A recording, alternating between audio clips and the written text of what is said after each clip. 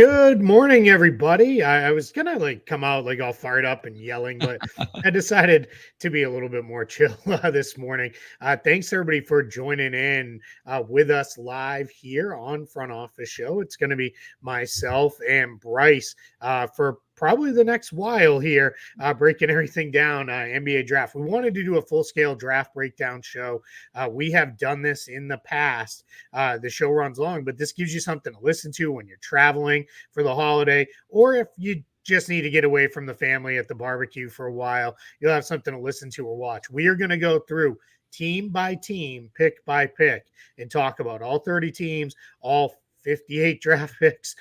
Should have been 60, but a couple teams have to be naughty and lose their stuff picks there. So we're going to go through it. Joining me, Bryce Simon of Bryce, you're kind of all over the place on the Pistons beat, but also the Game Theory podcast with Sam Vecini. Bryce is not trying to gas you up here, but one of my favorite draft people.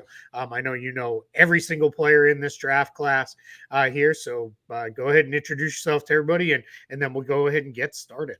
Yeah, no, I'm excited for this. It is Saturday morning. I kind of coaxed you into doing this so then we could have the rest of the day with our families.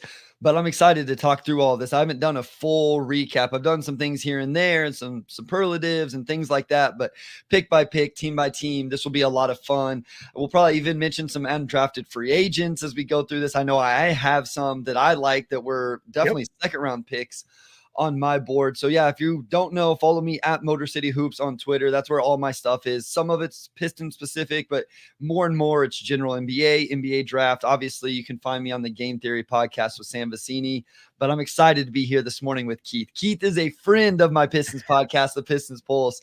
We bring him on as much as anybody. He has set the record. He's right at the top of our number of guests we've had, or how many times we've had a guest on the pod. So this is gonna be fun, man. I'm excited. Yeah, I'm excited too. Had my brain been functioning, I would have worn my Piston Pulse gear this morning that you all sent me. But yeah, I was a little off. That's why we get started a little late. I wish I could blame it on technical difficulties or something, but I was reading an article and I lost track of time. So, guys, we're not going to be breaking down free agent news, trade news, unless something monster drops. Then we'll obviously react to it live. The intention of this show is really draft related trades. We will get into all that stuff. We will take questions from the chat as we kind of go a little bit here, but we're not going to. That's not really the intention. We only really went live just because why not? Might as well go live and see who else is up with us early on a Saturday morning going. All right, Bryce. So how this is going to work, we're going to go city by city alphabetically. So I'm going to start with the Atlanta Hawks, which works out kind of nicely because the Atlanta Hawks first round draft pick, number 1 pick overall, Zachary Risache. Yeah, no, I want to get this out of the way. Zachary Risache was not my number 1 prospect on my board. Alex Sarr was. I have said that, if I was the Hawks, I would have taken Alex Sarr number 1. I would love and will love to hear why they did not. Was it because Alex Sarr and his team kind of maneuvered him to the Wizards? Is it because there is a bigger play here in terms of keeping Clint Capella, or they love Onyeka Okongwu, or whatever? I don't know. I'm interested. Maybe they just straight up didn't have Alex Sarr number 1, right? We talked about this. This wasn't a draft where there's a absolute consensus number 1. With that said, I think Zachary Risache, young and the most prototypical 3-and-D, not 2. This is a distinction I'll make whenever I talk about some other players. He's a 3-and-D wing who I really believe in the jumper. I think he'll be a really solid wing defender that can play on the ball a little, or defend on the ball a little bit, but also team defense. The upside might not be as high as some other guys we talk about, but I think he's a really solid player. May end up being a role player, Keith. I like his fit with Jalen Johnson kind of in that wing forward room there in Atlanta. Yeah, I do too. And the Hawks are clearly a team in transition. We're not going to spend a lot of time on it here. Trevor and I will get into it later today, but they're trading DeJounte Murray to the New Orleans Pelicans. Maybe more to come. We'll see if they're the Hawks, a lot of people are now saying, we'll trade Trae Young, bottom it out, really start the rebuild. They cannot do that because they don't own their next 3 draft picks. So this is not a situation where they can just easily say, all right, let's trade Trae Young, let's trade Clint Capella, we're going to bottom it out because they don't have control. Those picks are San Antonio has them. from the initial DeJounte Murray trade. So, yeah, this is crazy. I'm going to try to stay out of the chat as much as I can, but one of the comments is Bryce is a farmer, so 6 a.m. for him is sleeping. Funny enough, I did wake up at 6 o'clock this morning. It was not to do farm work. That's when I set my alarm every day to wake up. It's not because I'm actually a teacher. I just do farm work because that's what my family does from time to time. I just am very scheduled. I need a set schedule. And so I set my alarm for essentially the same time every single. I will say this, Keith, let's even say there's a world where they trade Trae Young to the Spurs and get their picks back. I would like this pick less if that was the case. I would have taken a more upside swing if I was the Hawks. So I don't think they're going to either, but if they were going to blow this up, I think they should have taken somebody else with more upside than what I feel like Zachary Riza-Shea has. I think he makes more sense if Trae's going to stay and they're going to try to just kind of retool and reconstruct this roster. Yeah, I like that. That's a great point. All right, let's go to now. Guys, I'm going to call these out if they were trades. We're not going to get super technical on the Hawks. Didn't pick this guy, but if there was a trade here, we'll call it up. We're really getting into who did you come away from the draft with, even if a couple of these trades are still pending. But these are the guys you came away with. So Nikola Durisic goes in the second round. Atlanta gets him by virtue of a 3-team trade. They traded AJ Griffin to Houston, and then they end up with Durisic. So what can you tell us about Durisic? Yeah, I'm glad you gave that caveat because I couldn't keep track of the pick. Keith, how crazy was it that Twitter went down at the end of the second round? Me and Sam are live just swimming and drowning half the time. You saved us a couple of times because all the other accounts went out. Then your account went out. We couldn't keep track of whose pick it was, the trade was. It was insane. If that happens in the next 2 days at the start of free agency, like it did last year. Remember last year they were rate limiting everybody and you could only see so many tweets. No way, man.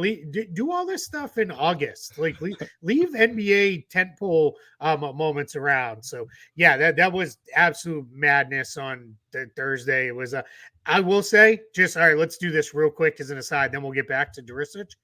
I kind of liked the 2-day draft. Yeah, I know front offices loved it. I have not talked to a single person in an NBA front office that didn't like it. Agents didn't love the kids who didn't get picked, then having to wait a whole day. But front offices love the idea of go home, reset, get a good night's sleep, come back in the morning, get back to work. You had a chance. They liked the extra time in the second round to talk trades a little bit more. The second round is always chaotic. But having those couple extra minutes. So this was this 2-day draft, I think, was a win for everybody. I don't know about the whole starting it at 4 in the afternoon. Personally, I loved it because then it was cool. Now all the 2-way signings and all that aren't coming in at 3:30 in the morning, East Coast time. So, all right, let's get back to it though. I loved it as well. And I will just say this. I won't call out anybody. I saw people complaining about some of the coverage they were getting. That's when you tune in to people you guys were live. We were live game. Come watch No Ceilings. I'm telling you guys, you could have found good draft coverage of the second round pick. This is what we do. Us nerds or sickos or whatever you want to call us, that second round stuff is where we're at. So Durisic, I think the best thing he does is pass is actually, I think, his best skill. He's kind of he got to play. So people who don't know, he played with Nikola Topic, and then Topic ended up going to Red Star. And when Topic left, he got even more on-ball stuff. I just don't know if he's good enough to do it where that's going to be his role in the NBA. I think he has to transition a little bit more to a wing, Keith. And then I don't know that he shoots it well enough to be there. I think it's a fine pick, perfectly fine pick. In the second round, I had him 46th on my board, and he went 43rd. So, I'm not questioning it by any means. Interesting guy, good size, really good passer. Does he figure out the shot? We'll see. Defensively, you hope he's, one of those maybe gets to neutral or something like that. And then you have something there with a 3-and-D guy that can also pass the ball a little bit. Yeah, I think for as long as they're teammates, and who knows how long that'll be, him and he'll have a chance to learn from Bogdan Bogdanovic, which I think is good for him in Atlanta. I think that's a guy he could emulate a little bit as a player. Not the shooter Bogdanovic is, Sure. but Bogdanovic wasn't the playmaker that Derisic is either. So, Yep. yeah, a very interesting pick there again for a team that's in transition. So let's move to the champs. I've got the hat on today.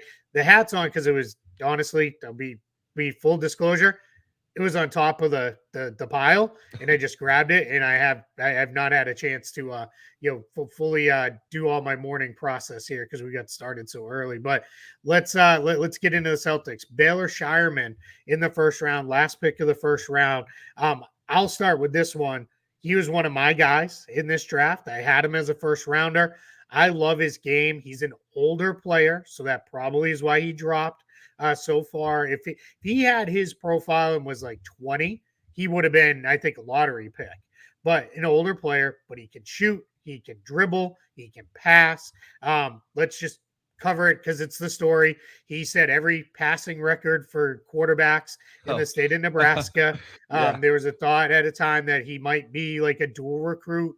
Some teams wanted him to come in and play football. Others were like come in and play both, but he chose to just play basketball. I am huge fan of Baylor Shireman from Creighton. I think he is going to be a really good NBA player with time. And I think for the Celtics specifically, this gives them some cover if things get a little wonky with Sam Hauser, if they can't reach a long-term contract with him or anything like that. So, yeah, I like this pick for Boston.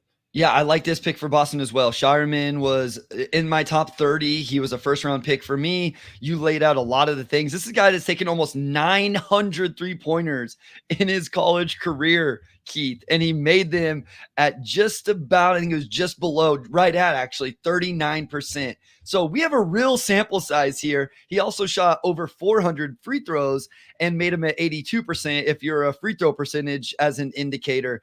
And so I think he's a very good player. He started out at a smaller college, then transferred to Creighton. I think it took him a year to figure it out a little bit, and then he really blossomed. He can pass. He does something that you love from these type of players, Keith. He rebounds the basketball extremely well, especially on the defensive end.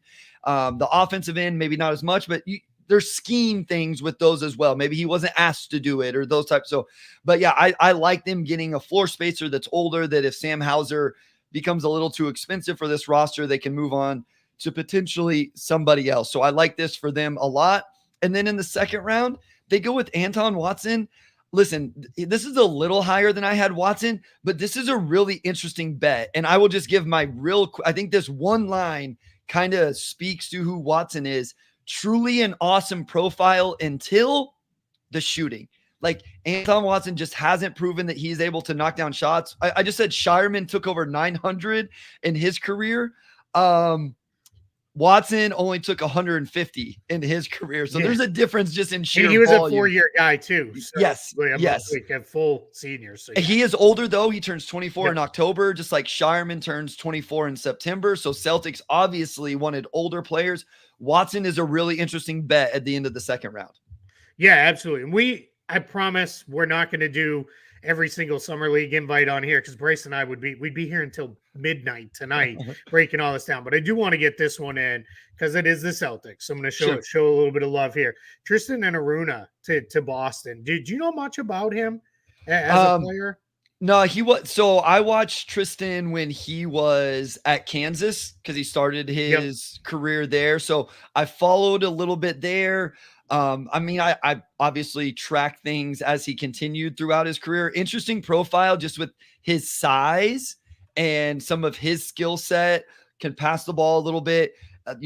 Again, you just look here, what is the shooting? And with these type of guys, you got to be able to knock down shots. But like we just talked about, rebounds the ball well, and especially on the offensive end, which I think is a real value. So just when you get these guys with size and length and some skill, they become interesting. Yeah, I will not be surprised. We'll see how Summer League goes for Aruna. I was in the same boat as you. I more remembered him from his 1 year at Iowa State. Sure. Was where I kind of remembered a little bit about him. And then he obviously moved to a lower level with Cleveland State, mid-major, and he really popped there and played really well for them. But Shireman, Watson, maybe Enaruna if he shows out in summer league, could be a camp guy. If you like the main Celtics, enjoy them because that's where they're all going to be next year. Quite a bit. That path up and down 95 from Boston to Maine and back. That's probably going to get well worn. I call that the James Young Memorial Highway because the Celtics assigned James Young about 7,000 times to Maine when he was with the Celtics back then. So and then he moved to the 76ers where the same exact thing happened to him with that. All right, we're going to move on. This one's pretty easy for draft night. The Brooklyn Nets, the only team that didn't do anything. They didn't do anything on draft night. Yeah, I was a little bit surprised. Maybe it says something about this draft or what. I was really surprised they didn't get one of the Knicks picks in the Mikal Bridges trade. Agreed. Obviously, the Knicks had some plans because they took a really interesting prospect. We'll talk about that. And then they ended up making 17 trades between the next 2 days, trading back, and all of that. So I thought Brooklyn may want to get in. Obviously, they didn't. So, yeah, this one is a little easier to get through.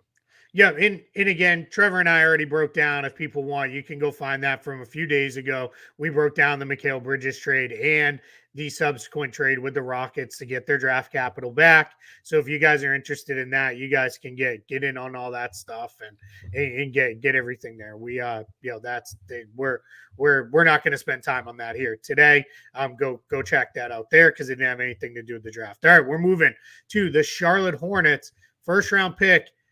Maybe a surprise, maybe a reach, at least in my opinion. Tejan Salon from out of France comes in. He was the third French player picked in the top 6 of the draft.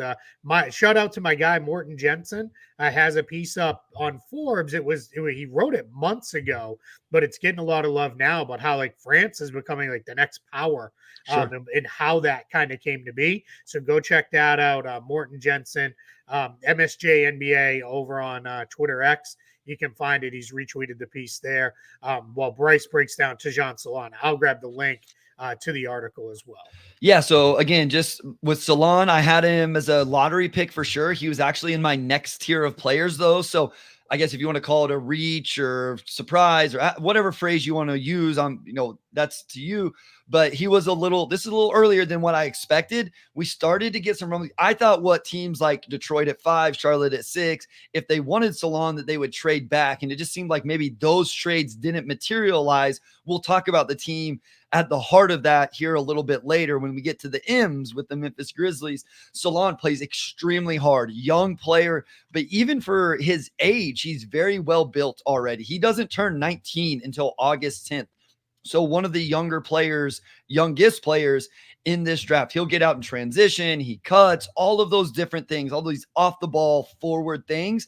He just has to figure out the real skill set on the offensive end. Is he going to be able to knock down shots? I don't think the jumper looks broke.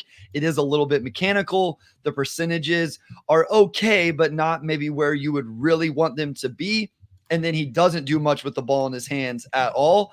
On the defensive end, it's about energy and activity and length and ground coverage and all of that. But again, there's just some foundational and fundamental things that Salon has to get better at. So this was a little higher than I would have taken him. It's an interesting pick. I think he would fit in nicely with LaMelo Ball, with Brandon Miller and these guys. Once he gets there, I don't think he's close to being there right now. And that's okay because he's young. This is also the point where I'll make the guys we're talking about, something like these guys playing in professional leagues at 18 years old is something I really took into account this year. That was Reza Shea. Alex Sarr was over in the NBL. We'll talk about him later, I guess at the end actually, but Yep. I really valued those things. I may learn a lesson this year that maybe I overvalued those guys playing in those leagues, but I always like to bring that up with guys like Reza Shea, Salon, and obviously Alex Sarr. Yeah, it's very interesting. I noticed with this class especially, it feels like we are picking players that are either 19 or players who are like 23. Yeah, sure. Like teams are either we're going upside with the kid, or we're going with the more short thing. Maybe they're close to topped out as a prospect, but we're going to pick them and bring them in and kind of know what we have and move forward with those guys. So that's just an aside that I noticed, because also too, just from a college basketball level, and then I guess it spills over to the European leagues. A lot of these guys are not playing in college for like 2 years and going pro anymore. It's either one and done and in, or they're staying. And I think that'll continue to be a thing with the NIL money and those kind of things. I think it'll be more, hey, I went to college because I had to, or I'm going to bounce, because it's time, or you know what, I can make a lot of money here. Let me just stay here. So I'm in process and getting that link, guys. I will share that as soon as I can find it or track it down from Mort. It's a really good piece and just kind of gives you a sense of why France has turned into a power. All right, second round. I'll go first because, again, one of my guys, KJ Simpson. I think I know why, too, Keith. Yeah, guards who rebound. Like, that's my thing, man. It's like, if you're a guard and you rebound, I'm probably going to like you. But I thought he developed into a pretty good playmaker throughout his career at Colorado or in college.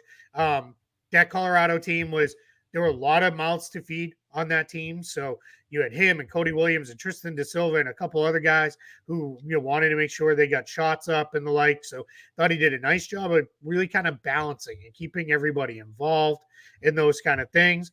So I think this kid is going to be interesting. I don't know what happens. Obviously, LaMelo Ball is the Hornets point guard of the future. They just signed him to the long contract. Then I think the other point for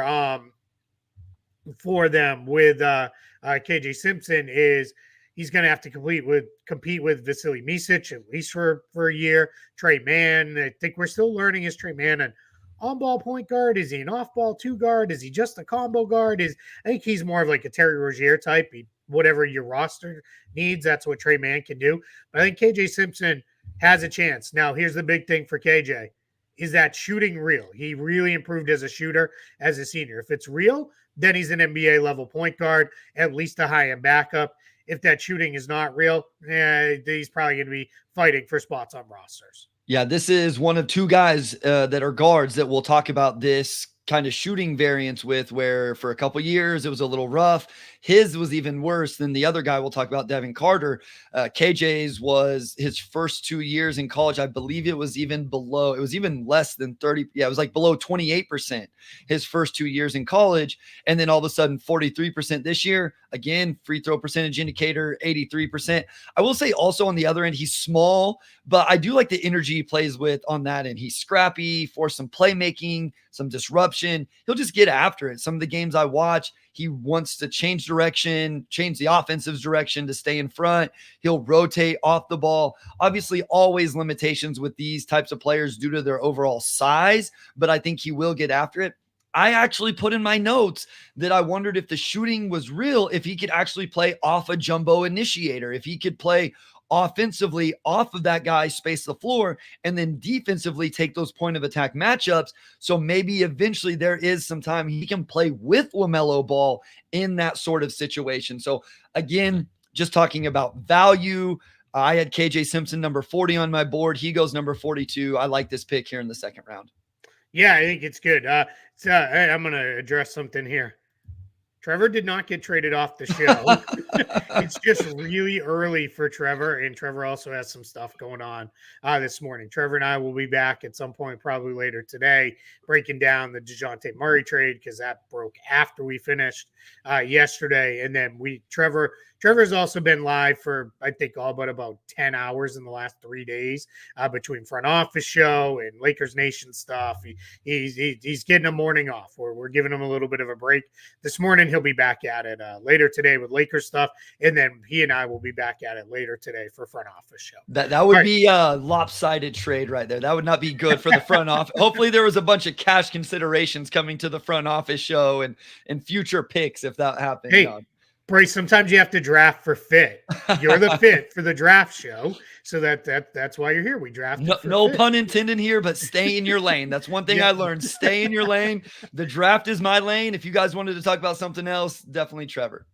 All right. Let's move to the Chicago Bulls. One of my favorite picks in the draft for player plus fit plus value. Modest Buzelis to the Bulls.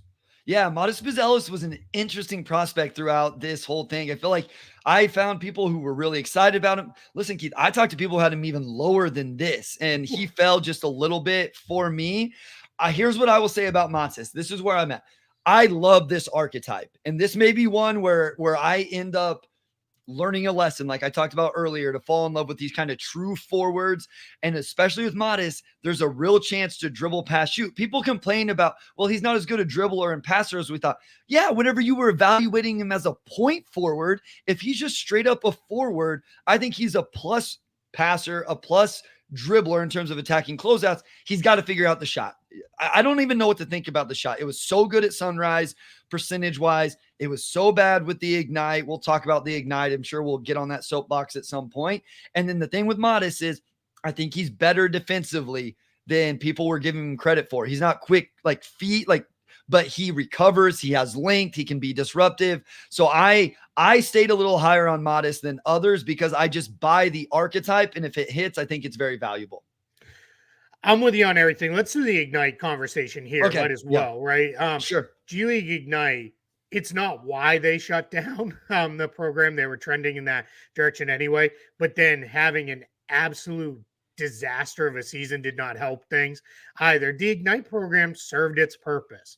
It came in when guys maybe didn't want to go to college, but weren't able to enter the NBA and didn't want to go overseas. Now the NIL money, there are pretty good overseas options if guys want to go that route. Overtime Elite exists for some of the younger type players as well that maybe aren't quite ready for the leap.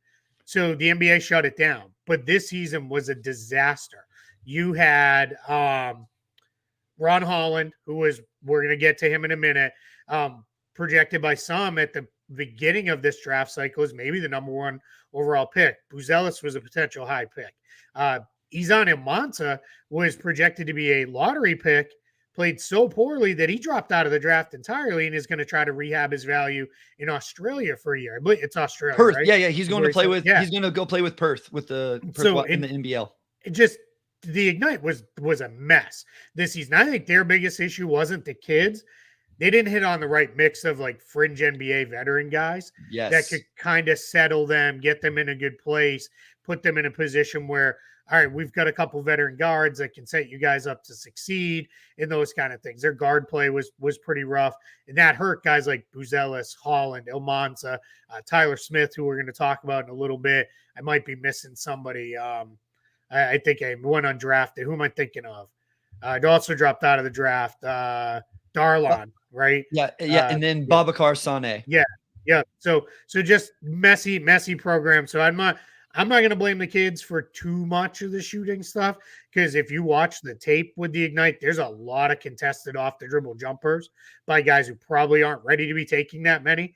My guy for Buzelis, who he kind of reminds me of a little bit without the shooting, is Franz Wagner because he plays mean. He'll do some stuff off the dribble, but I think he's a better athlete than Wagner is.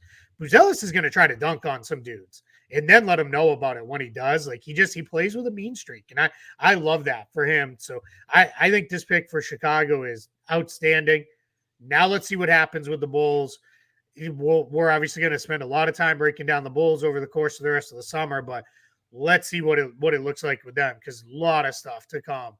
With the Chicago Bulls down the line. You got anything else with them or are you ready to move on? No, yeah, we're good. All I was going to say is like, I learned my lesson with the Bulls at the deadline. They made me look stupid because I said they were going to sell. They didn't sell anybody. I'm just done. I'm done talking about the Bulls doing what we all think the Bulls should do. Yeah, absolutely. Yeah. We're wait and see watch with Chicago. All right. We're going to go to the Cleveland Cavaliers, only one pick, but I'm going to guess you liked it because this was one of your guys in the draft process, Jalen Tyson out of Cal. Yeah, I like Jalen Tyson quite a bit. A little bit older. I would refer to him as like a guard / wing. Like I think he can play on the wing, but he played on the ball a lot at Cal. A true secondary and second side creation ability because of that role he played in college. We'll talk about a few of these guys where the role they played in college will not even look close to what they're going to be asked to do in the NBA. And sometimes that can be hard to project and predict how it's going to look.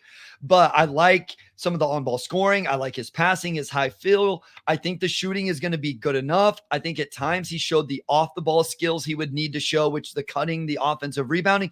And he's a well-built young man. Like, he's a well-built kid. I think he'll hold up. I think that's important, to hold up an on-ball point of attack defense, hold your line in straight line drives, those type of things. Listen, the defense wasn't good, Keith. Straight up, it was not good. And this is one of those, and we'll talk about this with Dalton Connect. We'll talk about this with Dylan Jones. Whenever you are being asked to do so much offensively, I tend to give these guys a little bit of a pass on the defensive end in hopes that just a higher level of energy will allow them to be better than maybe what we saw. So I'm giving Tyson just a little bit of but ultimately it's going to be offensively, second side creation. Can he knock down catch and shoots, pass, high field, those type of things? Yeah, I don't have much to add there. I think he's too. I think he's kind of one of those like sneaky athletes a little bit, where I think there's maybe a little bit more bounce to him than it looks like. I think the thing is there's not bounce like off the dribble. Sure. So it's going to be more like think like kind of maybe like a poor man's Troy. I call him Troy all the time. Trey Murphy with New Orleans, where it is like, whoa, he can get up and dunk, but he's not like going to blow by a guy off the bounce all that often. It's more filling lanes in transition and those kind of things. And I think Kevin Pelton over on ESPN reported this, that he likes to pick a lot more if he shoots more like he did as a junior, or I guess 2 years ago than he did this past year, which is true. His shot slipped a little bit, but I think he had to do more with the ball in his hand, so he wasn't getting as clean of looks as he might have been before. Yep, 100%. All right, Dallas Mavericks, they trade up in the second round to get Melvin Ajinça. I believe, if I have followed your stuff correctly, you were higher on him than where he went. Yeah, I was. This is a pick that if you just go straight off where he was selected, it's like almost 20 spots, not quite 20 spots where I had him on my board. Now, listen, you get into the second round and so much comes into fit and what a team needs and the roster spots. And let's get this out of there too. Whether guys want to go play there or not. But this is like my thing with the Bronny. I know we'll talk about Bronny James later, but my thing, Bronny James isn't the only player on the Lakers even that forced his way to the Lakers or Austin Reeves turned down the Detroit Pistons. I believe it was in the 40s and said, no, we're good. I will go undrafted and then I can go play on the Lakers. So my point being, some of these guys may have been picked higher, may have been picked lower. Guys that ended up in undrafted free agency may have said, I don't want to go be picked 45. I'll go to undrafted free agency and pick my spot. So I want to point that out as well. Yes, Melvin Ajinça. What I like about Ajinça is he knows who he is, and I know who he is. Now, does he become that? I'm not entirely sure. How fast does he become that, Keith? I don't know, but he is a 3-and-D wing. He will get up shots. He'll get them up in different play types. He's really good running Spain as the fill guy to the top of the key. Defensively, he's got to figure some things out, but he has energy on that end of the floor. He's filled out his body already, like good-looking athlete, all of those things. Doesn't do anything with the ball in his hands. But if I'm the Dallas Mavericks, what do I need, Keith? I need a wing that will stand in the weak side corner and knock down a shot and then go defend and be energetic on the other end. Maybe at 51, they get a guy that can do that a few years from now. And that's the key point right there, what you finished with. We're not going to see him we may see him play summer league for the Mavericks, but we're not going to actually see him in Dallas for, I would say, at least a year, if not a couple years. He's going to stay overseas, continue to develop over there. That's also sometimes why some of these guys get drafted, where they get drafted, because some of them are, I will stay overseas, and the team's like, okay, that's great. We'll pick you. Other guys are, nope, I want to come over right now. And teams are like, no, we wanted to stash the guy. He's now off our board. There's a lot of stuff that goes into a lot of these things. Guys, do not spam the chat with false stuff, or we will ban you. Don't do it. It's just not worth it. No one enjoys it. It's not funny at all, especially when I know at least I have notifications on a bunch of different devices. And if it was real, I would have seen it. All right, I'm going to go to a couple questions here that were in the chat real quick, just because it's a good spot to pause for a moment. How did Justin Edwards go from the number one high school player in the country to not getting drafted in year one? This was my single biggest miss on all the guys in the draft, because I had him with a first round grade. I liked Justin Edwards a lot. Where are you at with this? Yeah, so I didn't quite have a first round grade on him, but he was easily, Keith, he was easily my best player or highest ranked player that did not get drafted. I would be fascinated to know if this was a situation that we just talked about, where once he didn't go in the first round, if he just said, "Hey, I want to," he ended up in a great spot. Like, that's what I will say. Philly is an awesome place for an undrafted two-way player to. I'm not saying he's going to play for the Sixers, but to get a guaranteed roster spot or something like that. And I think the Sixers did a great job getting him. Why did we miss on whoever listen, it's hard to evaluate draft. It's even harder to evaluate high school kids. You know about different levels and growth and changes and all that. He just wasn't. I'm going to jump in, which is a big reason why the NBA and the Players Association, they don't want to get rid of the one and done rules, because they don't want to be having to go evaluate some kid. Because here's the thing, you get a call, hey, there's a kid in remote Alaska. Yep. You have to go. Yeah. Because you can't, because if you say, nah, we're not even going to send somebody to look, and the kid ends up awesome, you look like an idiot. Yep. So that's where, like, they don't want to be in high school gyms like this. And the NBPA doesn't want these 18-year-olds coming in and pushing, veterans out of the last roster spots on rosters. So Trevor and I talked about this. Very low-hanging fruit in the CBA negotiations was, we good with one and done? Yep. Done. And we move on to the next thing. So, yeah, I'm with you. Justin Edwards landing in Philly, good spot for him, because who knows what that roster looks like in another week or two as they do their free agent moves. He may get moved with this there. Like, I think he has a chance. I liked it. I also always, like you were talking about, you with defense in college, if they carry a big offensive role, like, you'll give a little bit of okay, let's give a little bit more credit there. Kentucky players, or let's now say Calipari players, right? Because this will translate to Arkansas. Everybody eats in his system, so I don't get overly worked up if a guy isn't putting up huge numbers or anything like that. It's kind of rare. It almost more stands out to me when it's like, oh, that dude put up numbers at Kentucky, because he plays 10, 11, 12 guys. Like, it's all over the place. So, and we don't know what did Justin Edwards do in the workout process. To your point, did he, once that first day ended, did they say, don't pick me, I want to pick my spot, I want to go? Well, we'll see, how that looks. I want to get to one more question here, because we're almost in range for their getting down. But do you think Carter, this is from Ben, do you think Carter and Buzelis would have been better fits if they switched draft position? Carter went to the Kings, Buzelis went to the Bulls. Also, were you surprised Isaiah Crawford went undrafted?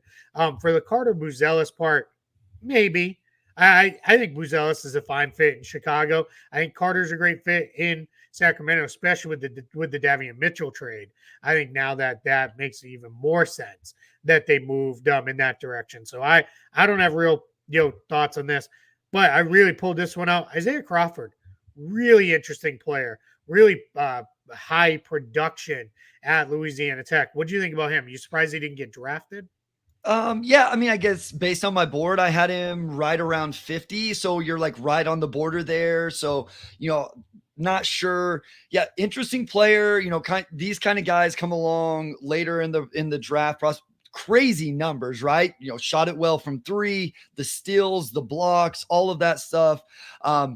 Somewhat, NBA looking forward. His role, again, this is a thing where the role will change. He did a lot of his work, I thought, in isolation possessions. And so it's like, if that's where he's comfortable, how is that role going to fit him when he gets to the NBA? And then doing off the ball, the offensive rebounding, cutting, perimeter relocation, is he able to do those things? I think he's a plus level passer for that archetype and role. Showed, like I mentioned earlier, recovery and defensive disruption on that end of the court, excuse me. And I liked his film. I liked watching him, but it was definitely more as like a second round undrafted guy. Real quick to the first question on that. I like Carter in Sacramento. You brought up Buzelis in Chicago. I understand somebody saying Buzelis in Sacramento would have made a lot of sense to me as well. I wouldn't change that a whole lot, but I understand where somebody would look at that roster and say, Buzelis, this potential forward, maybe taking the reins from Harrison Barnes eventually would make a lot of sense. So I understand where that question was coming from. And I don't love Carter in Chicago quite as much, but that's because I love what Kobe White has become. Sure. And Kobe White is a perfect example. You don't give up on a guy 2 years into their career, because 2 years in people are like, yeah, all right, he'll score, but on bad team, he'll put up stats. Kobe White has now really rounded out his game nicely. I like Ayo Dosunmu there as well. Yes. And you still have the Lonzo Ball factor for at least a portion of this season. So I think Carter might have got a little buried in this. Eli asks in the chat, did Tyon Grant Foster withdraw his name? He did. Yep. He's returning back to school. That's a name, guys. Like, keep an eye on. If you play fantasy college basketball, that's a guy you should draft, because that dude is going to put up buckets next year. And he's going to fill out the box score with probably rebounds and assists and everything else with that as well. And then just a little shout out here, Sam and Bryce. So this is Sam Vicini and obviously Bryce with us for Game Theory, did a great job of matching their boards to the tiers guys are drafted in. Big props to them. So I wanted to give you guys the love, but I also wanted to talk about, this is how teams generally do the draft process too. Everybody looks at big boards and mock drafts and all that, but what teams generally do is they'll put, all right, I've got this guy in this tier, and maybe there's 3 other guys. And what that means for them is we're okay with kind of any one of those guys in that spot. It's not just all right, well, it's got to be in order directly in my board. There's a lot of, all right, they went in the same tier I thought they would go, and that's really important. I think that tier conversation will come up when we talk about Oklahoma City and San Antonio. Yes. So in case I forget, somebody remind me, whether it's Keith or in the chat. I think that's a really important conversation with the Topic pick and with San Antonio trading out at number 8. I'm not saying I know anything. I'm just saying I think it's important that it potentially could have played a factor. Completely agree. And just in case anybody's wondering, guys, yes, this is going to be a long show today. This is going to be a long stream. We're going every team, every pick. This is the intention, to give you guys a long show. If you're watching live and you hang in the whole time, great. We appreciate you. But the idea was really get a show out there that can then live for people to watch and listen to later on this weekend, as maybe you're driving somewhere for the holiday next week. Or mowing the lawn. Like, I've had this conversation, Keith. Like, I am a lawn guy. I love my lawn. I keep it looking nice. And Omari came at me and said that I'm crazy, and then everybody backed him up, and it really upset me, Keith. So I'm on this like team lawn care. The other thing, for those that know the bit over with me and Sam about my daughter Raleigh, my daughter is not here this weekend. She's with her aunt, so she will have no ill will towards Keith if this goes for a couple hours. I love it. Good. I'm glad I'm going to stay on the bright side of the Simon family. Hey, just on the lawn topic, I came out today, this morning, where we're all sitting there getting ready to eat a quick breakfast. And I looked out and I'm like, man, the lawn looks really good right now. Because we just caught it. We had some rain. And my daughter looked at me and goes, that was maybe the most dad thing you've ever said. So, yeah. All right, let's move on. And speaking of, I should have saved breakfast. I could have gone and eaten and given you the next 20 minutes to wax poetic. Oh, no. Where are the Denver Nuggets and Deron Holmes? Oh, okay. There we go. I thought we were going to Detroit. I didn't have my alphabet in order yet. One more to go for Detroit. More to go. But Holmes, you go, because people don't need to listen to me, dude. Yeah. Bryce, you could go watch Bryce on probably anywhere near of 25 different podcasts about Deron Holmes. Deron Holmes is, for me, he's really good, and I think he landed in the perfect spot. He's going to play with Jokic. He's going to back Jokic up. He's the third big. He will hopefully be everything that I thought Zeke Naji might eventually become. Deron, but I think he's even coming in better than Naji was coming in. I don't think there's any question about that.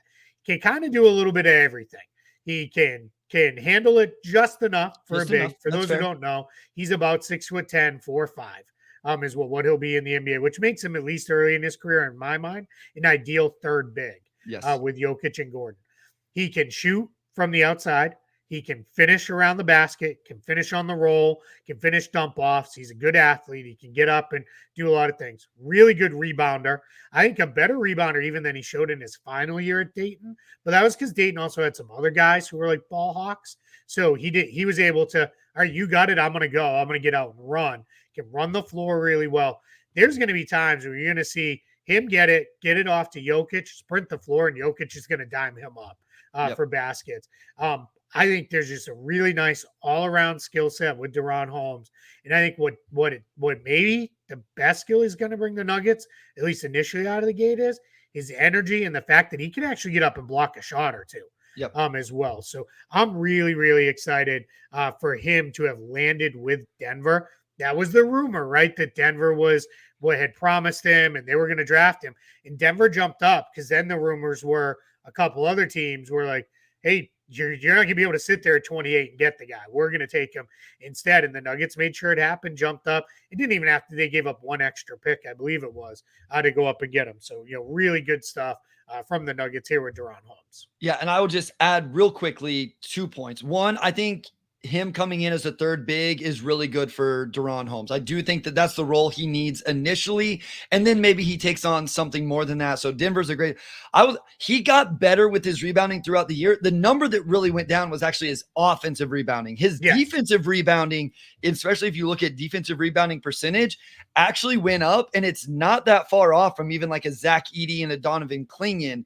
And on the defensive end, it's just offensively, he played so much more on the perimeter this year at Dayton, operating ball screen stuff, or excuse me, DHOs, not ball screen, sorry, DHOs and those type of things. Because I think DaRon is a good passer as well. So I just wanted to point those two things out. But let's give some love to the other guys.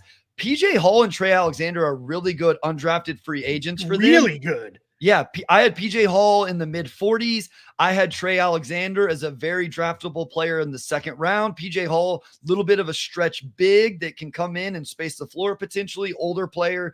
Trey, we've seen this with the Nuggets drafting older players. Like we should mention, DaRon is a 3-year college player, himself. And then Trey Alexander, a little bit of a combo guard. I wonder if teams couldn't figure out exactly what his best role was, but really skilled, a little bit slight of frame, but I like those two guys as undrafted free agents for Denver. Trey Alexander was one of my guys in the draft class. I fell in love with that Creighton team over the course of this year. I really was like, wow, these guys are like, I just like the way they played. I thought they played a sophisticated system where a lot of skills were translatable to the NBA.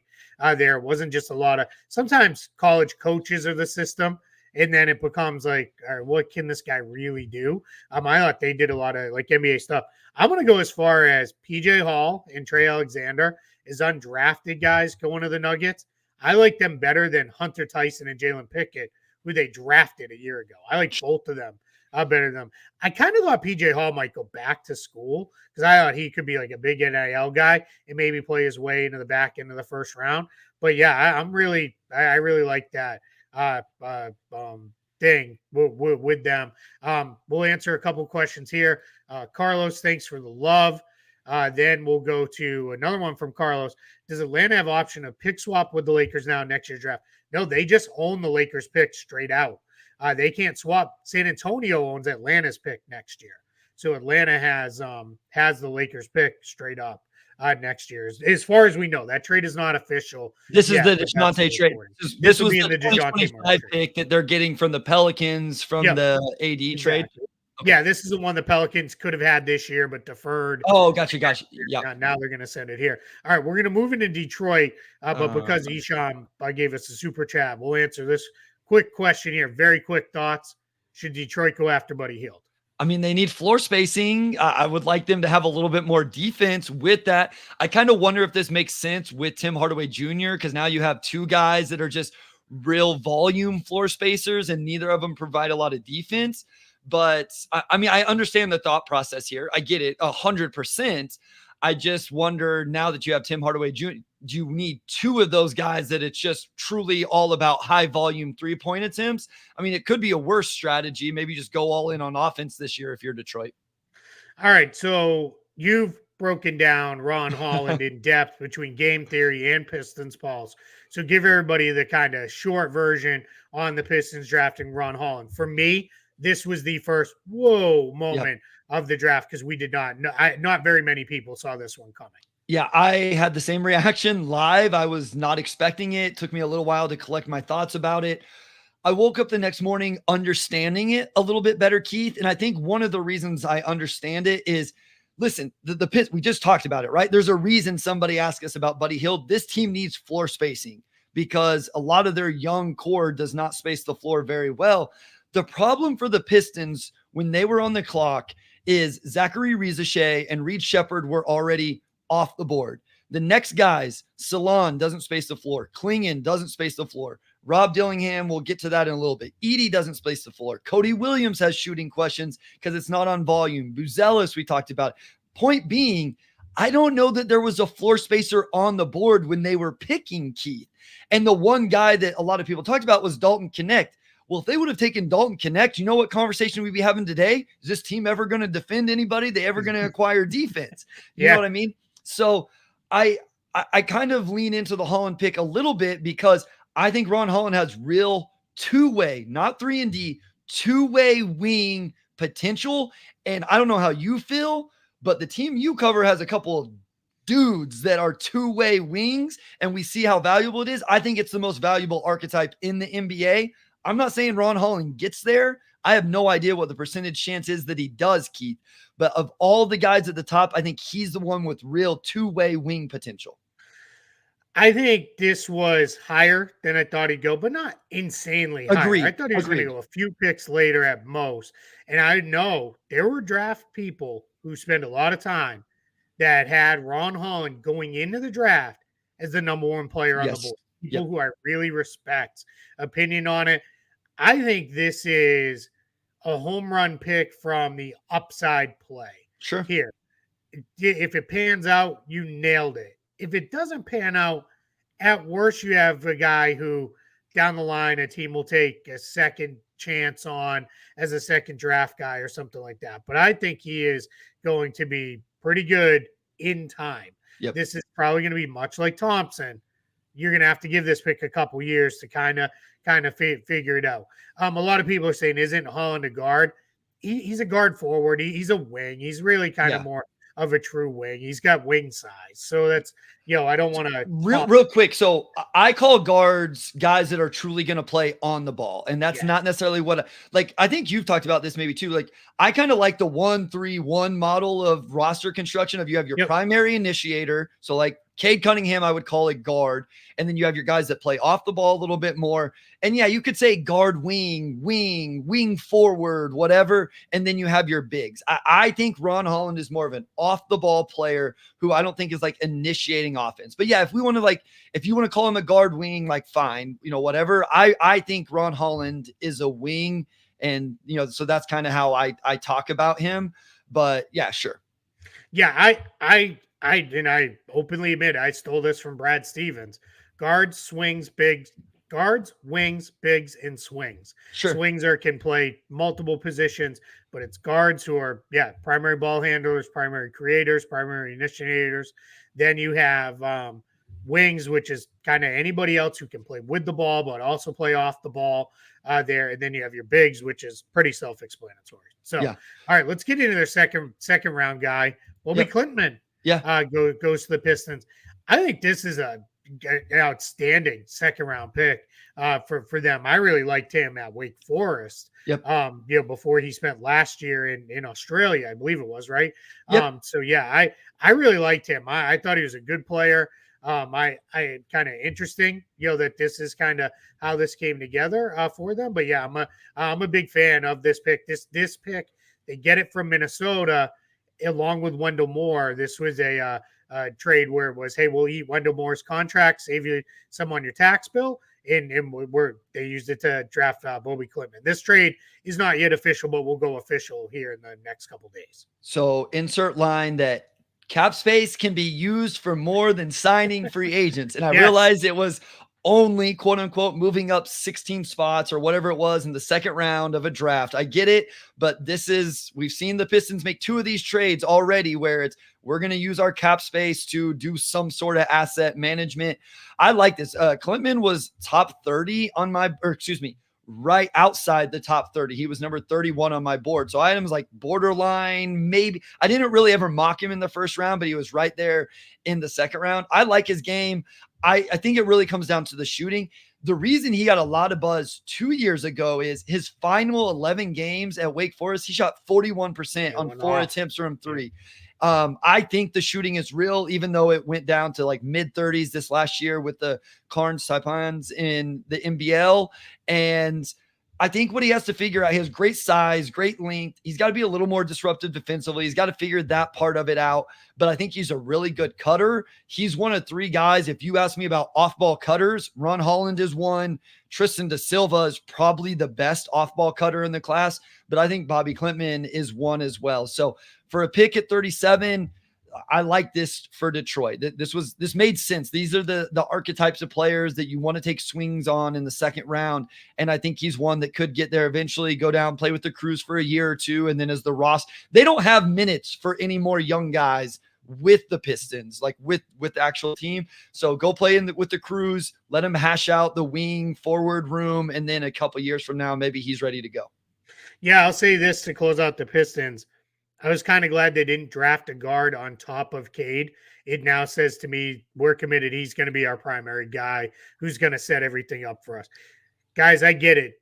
Unless you were covering the Pistons or you love misery, you weren't watching Pistons games last year, probably. Cade Cunningham came along big time. As a shooter, playmaker, everything slowed down. All the stuff he showed at the end of his rookie year that we wanted to see as his second year came in year 3. Year 2 was just a mess. Yeah, I just kind of wipe it out. What he play, 11 games? Yeah, I don't even care what happened in those 11 games. It was just disaster. The team was a mess last year, but Cade Cunningham was not. And that to me is good because when you can improve your efficiency on a team like that, that says stuff to me. And that was it. So I was glad they didn't draft a guard over top of him because there'd been all this talk of, well, maybe we move him in more off ball. We play more as a 2-3 than an on ball guy. And I think it would have just got messy. I do want to go here real quick because I missed this one. Matthew's asking, obviously, jokingly. Yeah, we've heard about Bronny. We'll get to him in a couple minutes. But yeah, I love it, man. I love that it's become like hey, have you guys heard about this Bronny kid? Yeah. All right, let's keep going. Let's keep plugging along here. The Golden State Warriors eventually, after drafting Quentin Post, and then Quentin Post's draft rights got traded no less than, I think, 483 times. He is now going back to the Golden State Warriors. This was the worst. I was freaking out because we couldn't figure out who he was playing for because this is when the Twitter stuff really happened. And then this pick got traded 3 times, like you alluded to, or 4 times. I'm absolute mess. And I like Quentin Post. I want to know where he's playing. Yeah, I absolutely do. Quentin Post, BC guy. So let's shout out there. I'm always going to give a little bit more love to my BC guys, but he can play. Yep. He is, I think, he's maybe going to end up on a 2-way. We'll see what the Warriors do because they may be much like they did with Guy Santos last year. They may be, hey, we're better off bringing in a drafted guy and having him and saving some money and those kind of things with that. So I'm okay with this if they put him right on the roster. Maybe he's a 2-way guy. Most of his impact initially will probably come with Santa Cruz in the G League. But Quentin Post is kind of everything you want in a modern big. Minus he's not super switchable defensively. He's going to have to be a drop coverage guy there. But I really like his game because he can really facilitate from the top of the key. He's good on the short roll. And you can also, he shoots it really, really well. Anywhere from the rim all the way back. He's not going to necessarily dunk on a bunch of people, but he's got really nice touch around the basket. And then defensively, I think if you put him in drop style coverage, he can hold up. And I think he'll be a better defender in a lot of ways.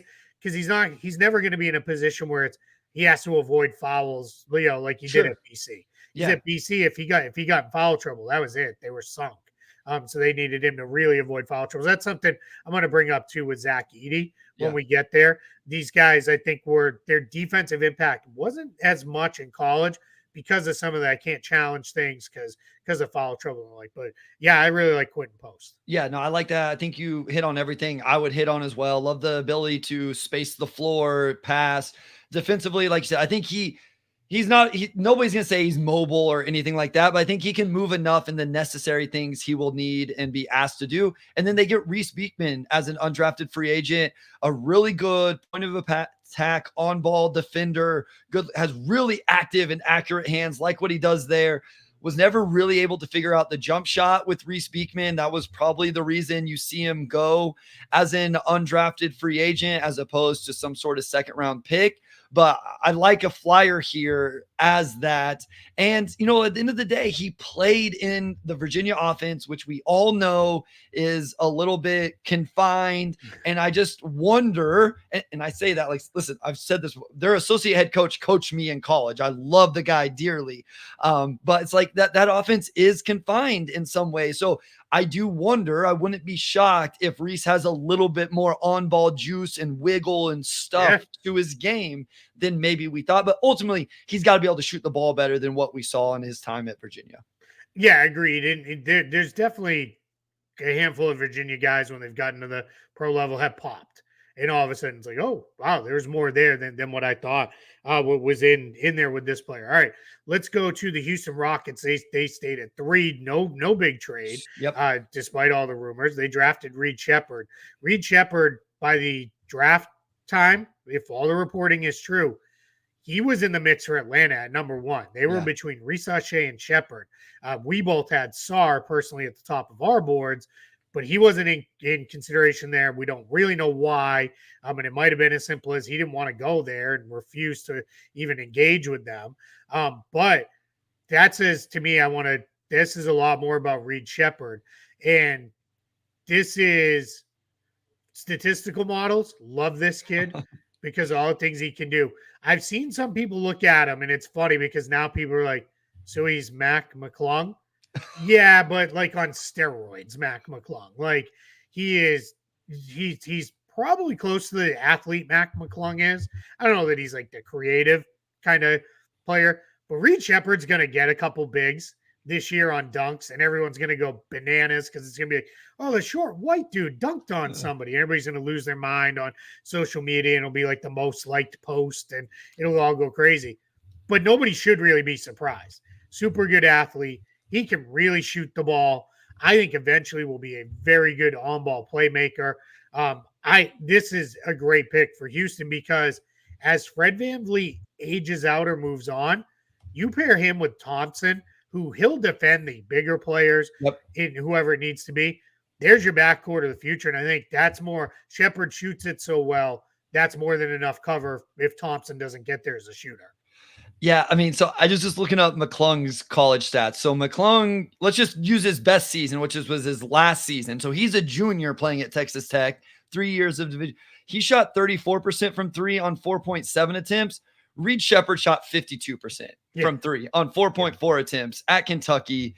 Free throw percentage was better. He averaged double the assists of McClung in actually even right around the same minutes, which is kind of funny because Sheppard came off the bench. He still almost played 30 minutes a night.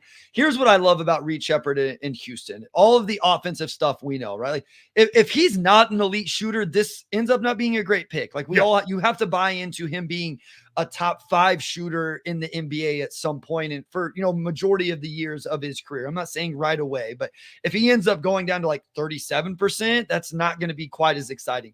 But I think he's going to be a 40% 3-point shooter.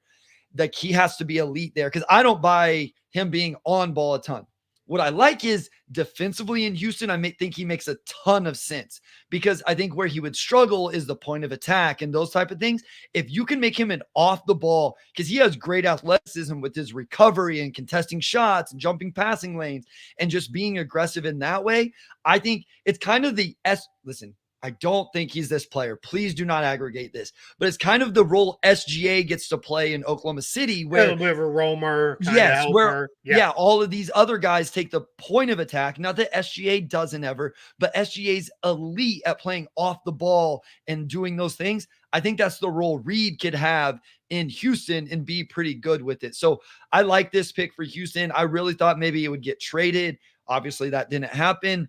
But I like the fit there. I know a lot of people bring up, oh, can he play with Jalen Green? I'm like, Houston has so much young talent. It didn't matter who they drafted. It was going to step on some other young guy's toes where it wasn't perfect. him and Amin together is amazing as far as I'm concerned.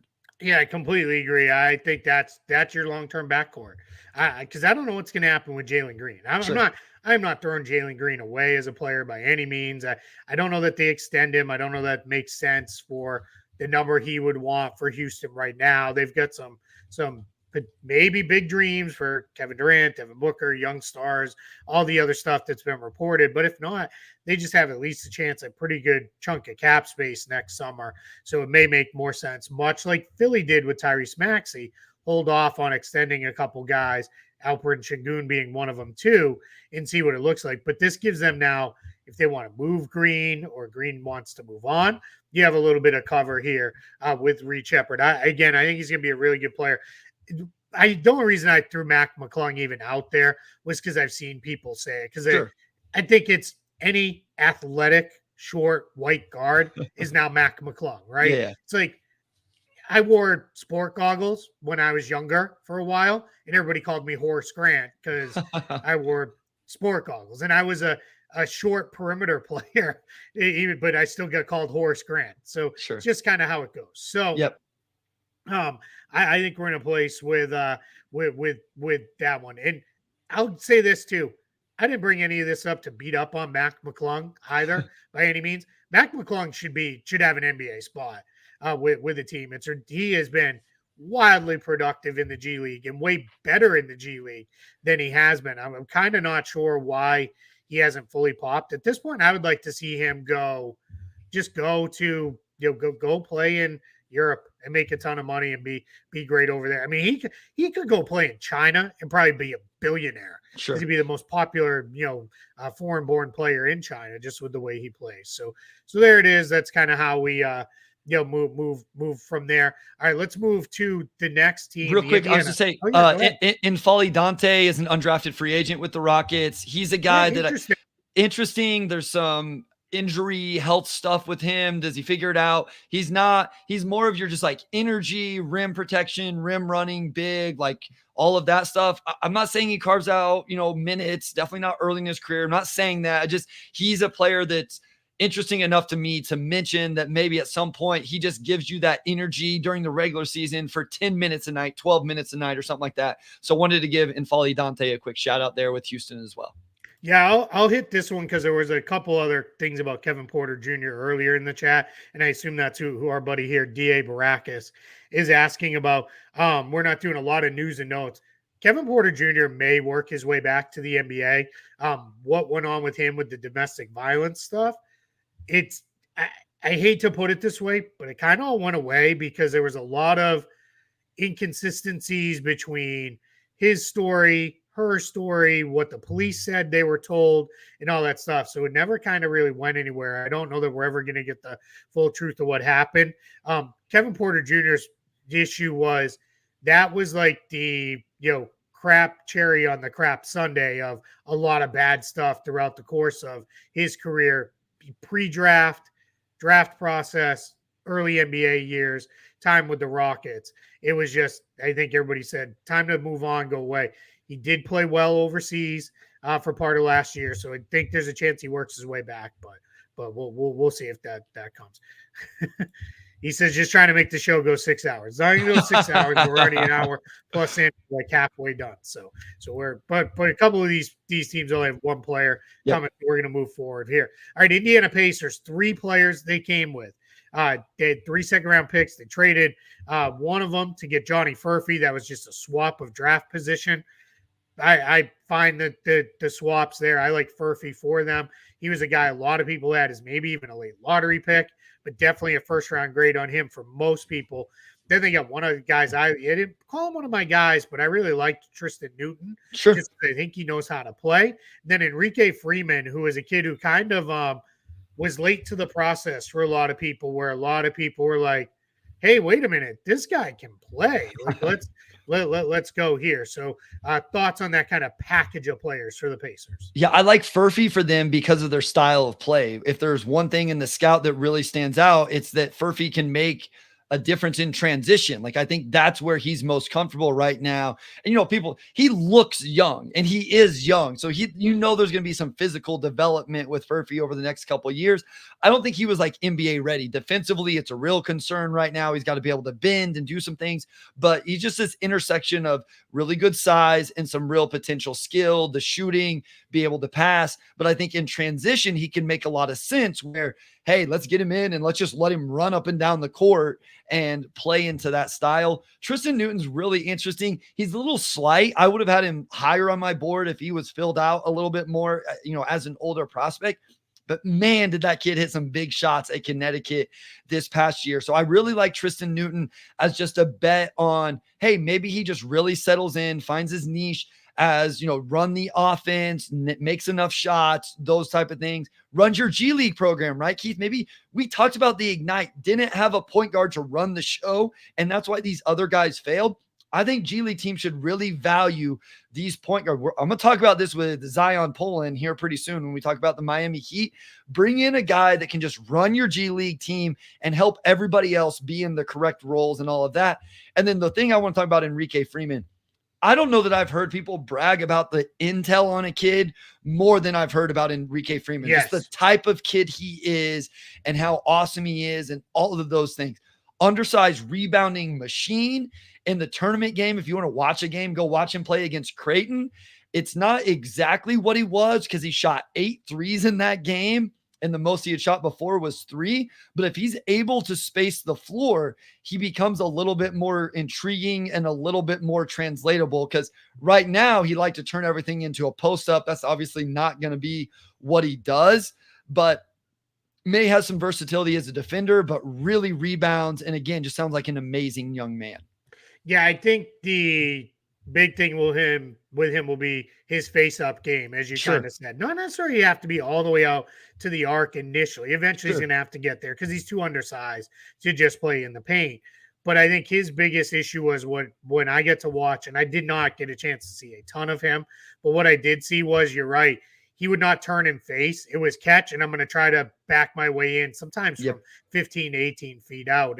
And sometimes he get himself into trouble because in college you can zone, you can send extra help into the paint. And I think the teams in the league knew, all right, he's trying to come in, he's trying to get into the paint. Let's stash the second body there. But that said, he was still productive, even knowing the teams knowing how to kind of guard against that. So yeah, I like what the Pacers did all around. Furphy's the guy I think will definitely be on a second round pick exception deal. Maybe could be a rotation guy, squeak in there. It's pretty full wing rotation.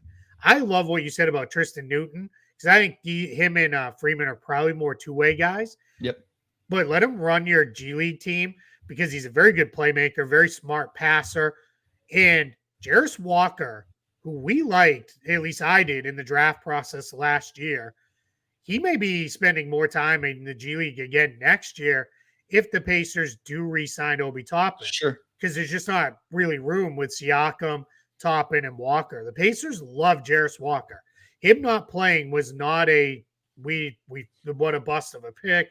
We don't like the kid. It was more we had Obi Toppin, and then we kind of stumbled into the Siakam trade, and now we just don't. There's no room for him to play. So having a good point guard with him in the G League. They keep Oscar Tshiebwe. Let's see what happens there. Tshiebwe, if he could do anything but rebound, he'd be an NBA player and probably win the rebounding title. Sure. Like, he's that good. He might be the best rebounder I've ever seen. But besides like Dennis Rodman, and I didn't see like Wilt Chamberlain and Bill Russell and those guys, but his instincts, his size, and his I'm gonna get the ball, there. So that's just a little bit of love to the Pacers. Him and Freeman may just terrorize G League teams, right? on the boards this next year. Yeah, absolutely. All right, let's get to the LA Clippers. Cam Christie comes in. That is Max Christie's brother, who maybe is across town with the Lakers. We'll see. Interesting note, though, this morning from Woj, the Clippers are not going to issue a qualifying offer to Brandon Boston. So this says to me, Cam Christie is the Brandon Boston replacement as the developmental guard on the Clippers bench. Yeah, I mean, I think we talk about spots you want to get to if you're in the second round. The Clippers, if I was an agent, would have been a team I would be trying to get my guy to if I wasn't going to go in the first because of their roster. And so, Yeah, I'll just read my kind of archetype: true off the ball shooting guard. Maybe you're drafting a year early because you're afraid, if he goes back to school, then you don't get him in 2025. Little bit of a late bloomer, but the 3-point shooting and then defensive upside are really generating conversation. He played on ball with the ball in his hands a little bit, operated some ball screens, didn't think it was always fruitful. Off the ball player. I like that's what he does well. And I would like to see, he has to figure out some things with the nuance of off ball relocation, all that, but the form looks good. It looks pure. The shot prep is good. I like all of that stuff that he does in terms of shooting the ball. Was almost 40% on 5.5 attempts and almost 80% from the free throw line. Defensively, he just got to figure it out. Like, there's some real concerns on that end of the court. I thought the off the ball defense was okay. The on the ball defense has some real room to grow. So that's what I said earlier, like very much a potential thing with the defense, but I had him 35 on my board, Keith. The Clippers get him at 46. I think this is a great, whenever, I kind of just look at drafts of where did they have him? Like, what potential did they have? The Clippers at 46 get Cam Christie. I think that's a great pull for them. Yeah, and you had him at 35, and there were a lot of people who had a first-round grade on him and thought he should have been a first-round pick. So if you get him in the middle of the second round, and again, we're in the range where that could be a two-way guy. We'll see, but I don't think so. I think they're very much going to sign him to the second-round pick exception and then let him be Brandon Boston's replacement as the guard. He's Max Christie's brother, someone's asking. They're Max Christie with the Lakers. And speaking of, let's move to the Lakers. They get, as everybody knows, if you're watching this and you don't know, they came away with Dalton Knecht and some other kid in the second round I've never heard of. But no, just Dalton Knecht and Bronny James. I said it during our live draft show. You've probably talked it to death. Trevor I think he's done 150 videos on Dalton Knecht already. Outstanding value pick for the Lakers. Dalton Knecht, in my opinion, should have gone in the mid-lottery. I don't understand it. I think teams overthought it, shied away of, he's older. Is he ever going to really defend? With not looking as much as they should have, as this kid will step onto an NBA floor, I think, and shoot right away. And he's more than that. I think he can dribble. I think he'll drive closeouts. I think his progression as a rookie will be spot-up shooter, drive a closeout, secondary playmaker. And I think we're going to see all that. He got himself to the free throw line there. Like, I just think this kid is good. I think he's going to be a really good fit for the Lakers, and I think he's going to be a long term. And I don't know if you saw this, Bryce. He's going to wear jersey number 4. Okay. So Knecht 4. And yes, that is how you say it. I know it looks like it's Knecht, but he pronounces it Connect. Yep. And they're going to have all kinds of crazy fun with Connects from downtown and all kinds of stuff with that. So yeah, I love this pick for the Lakers. Could not possibly loved anybody they could have got at 17 that was available more than Dalton Knecht. Yeah, 100%. I want to go back to the Clippers real fast. They also got Trenton Flowers, an undrafted free agent, a guy out of the NBL, played with Adelaide. I'm interested in Trenton Flowers because he was going to be this jumbo initiator that over time transitioned more off the ball, and he has some crazy athleticism stuff. So real good addition there for the Clippers as an undrafted free agent. Yeah, everything you said about Dalton Knecht. People know this was one of my guys. I had him as a top 10 prospect. Getting a top 10 prospect at 17 that also fits what the Lakers needs in terms of floor spacing or just general scoring. Like just a guy that can take the load off of LeBron, AD, Austin Reeves, even if it's off the bench. I think this is really, really nice. And then I think if the Lakers get somewhere, AD's going to have to be defensive player of the year level defense on the back end of it, protecting everything. He's going to have to do that anyway. So hopefully he can do that with Knecht because there are defensive concerns. I always say this with Knecht. Late bloomer in high school, junior college, lower level Division I, and that's all due respect to Northern Colorado. I love the coaching staff there and that program. And they might have another pro that just transferred to USC coming out next year, a kid named St. Thomas, who was there last year, put up huge numbers as well. So they're kind of a factory there, getting guys in, transfer on, and then up to the NBA. So shout out Northern Colorado. And then he went to Tennessee to become a better defender. And you know what Tennessee ended up having to ask him to do, Keith? Take insane usage offensively. Where I don't know how much energy he had left for defense. So I have a little bit of hope that because of that path and everything, maybe there's a little bit more progression left in him than your normal 23-year-old. Yeah, somebody asked in the chat, who's his NBA comp? I think there's a little bit of Gordon Hayward in his Okay. game. I don't know that he's the playmaker Hayward was and then became in the NBA, which I always thought was easily his most underrated skill. But I think he may be a better shooter than Hayward is, especially off the ball. But on ball ability to go in, take some contact, shoot. I know people hate a lot of the stuff with the Lakers, with all the foul drawing and all that stuff.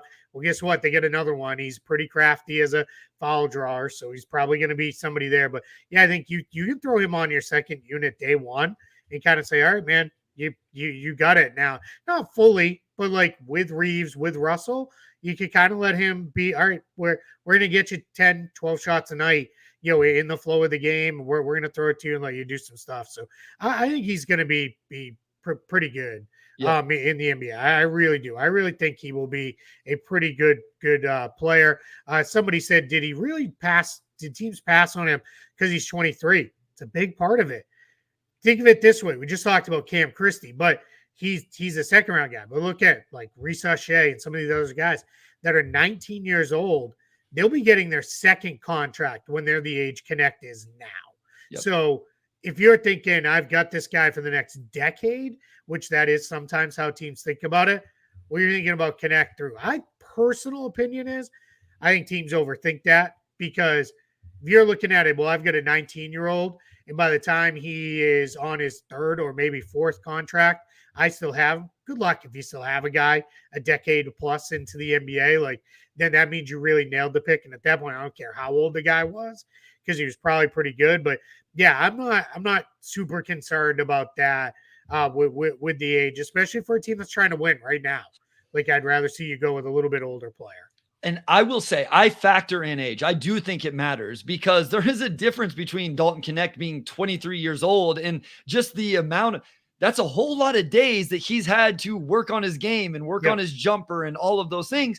And he's also like, well, I gave it the caveat, he's got to experience college basketball. And then so, because I think people look at the numbers and be, so the one I like to do is Donovan Clingan and Zach Edey, because people will go, well, why isn't Zach Edey, ranked higher than So Clingan's sophomore year numbers are very similar to Zach Edey's sophomore year numbers. They average about the same points. Edey was a little better of a rebounder, but Clingan was a better assists, better steals, and way better blocks when they were sophomores. And so people go, Zach Edey's putting up these insane numbers way better than Clingan. Well, Clingan would be putting up those numbers 2 years from now if he stayed in college as well. So that's why I do think the age thing matters to an extent. But I think with you, they overthought it a little bit too much here with Connect, where this is a guy that can, especially if you value floor spacing, he's one of the top 3 to 5 floor spacers in this class. All right. Give me a minute on Bronny James. I have not to. The whole, I'm not. I don't want to get into the whole Laker. Yeah. We all knew this was what was going to happen. Just give me a minute on Bronny James, the player, what he is now, and what you think he could develop into. So I have said this from the start that I think Bronny James is a legitimate NBA draft, NBA player, NBA draft prospect, all of that stuff. I just didn't think it was in this class. Now, people are going to come at me and say he's better developed in the G League than in college. And fine, like that's a whole different conversation.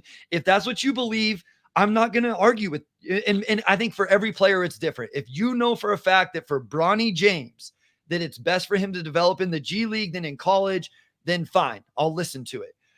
I don't think he was ready right now, but like his archetype to me is 3-and-D guard who has to really defend at a high level, a very high level, and then has to really be able to knock down shots.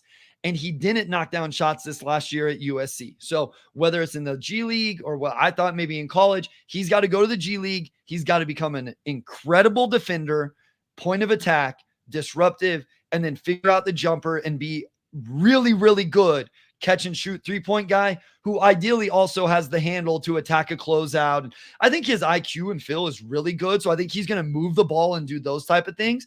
I think there's a path to being a real NBA player, Keith. So like, if we just talk about him on his merits, this is early in terms of, I think, a year early and where he's really ready. But if the G League is where he needs to develop, then fine.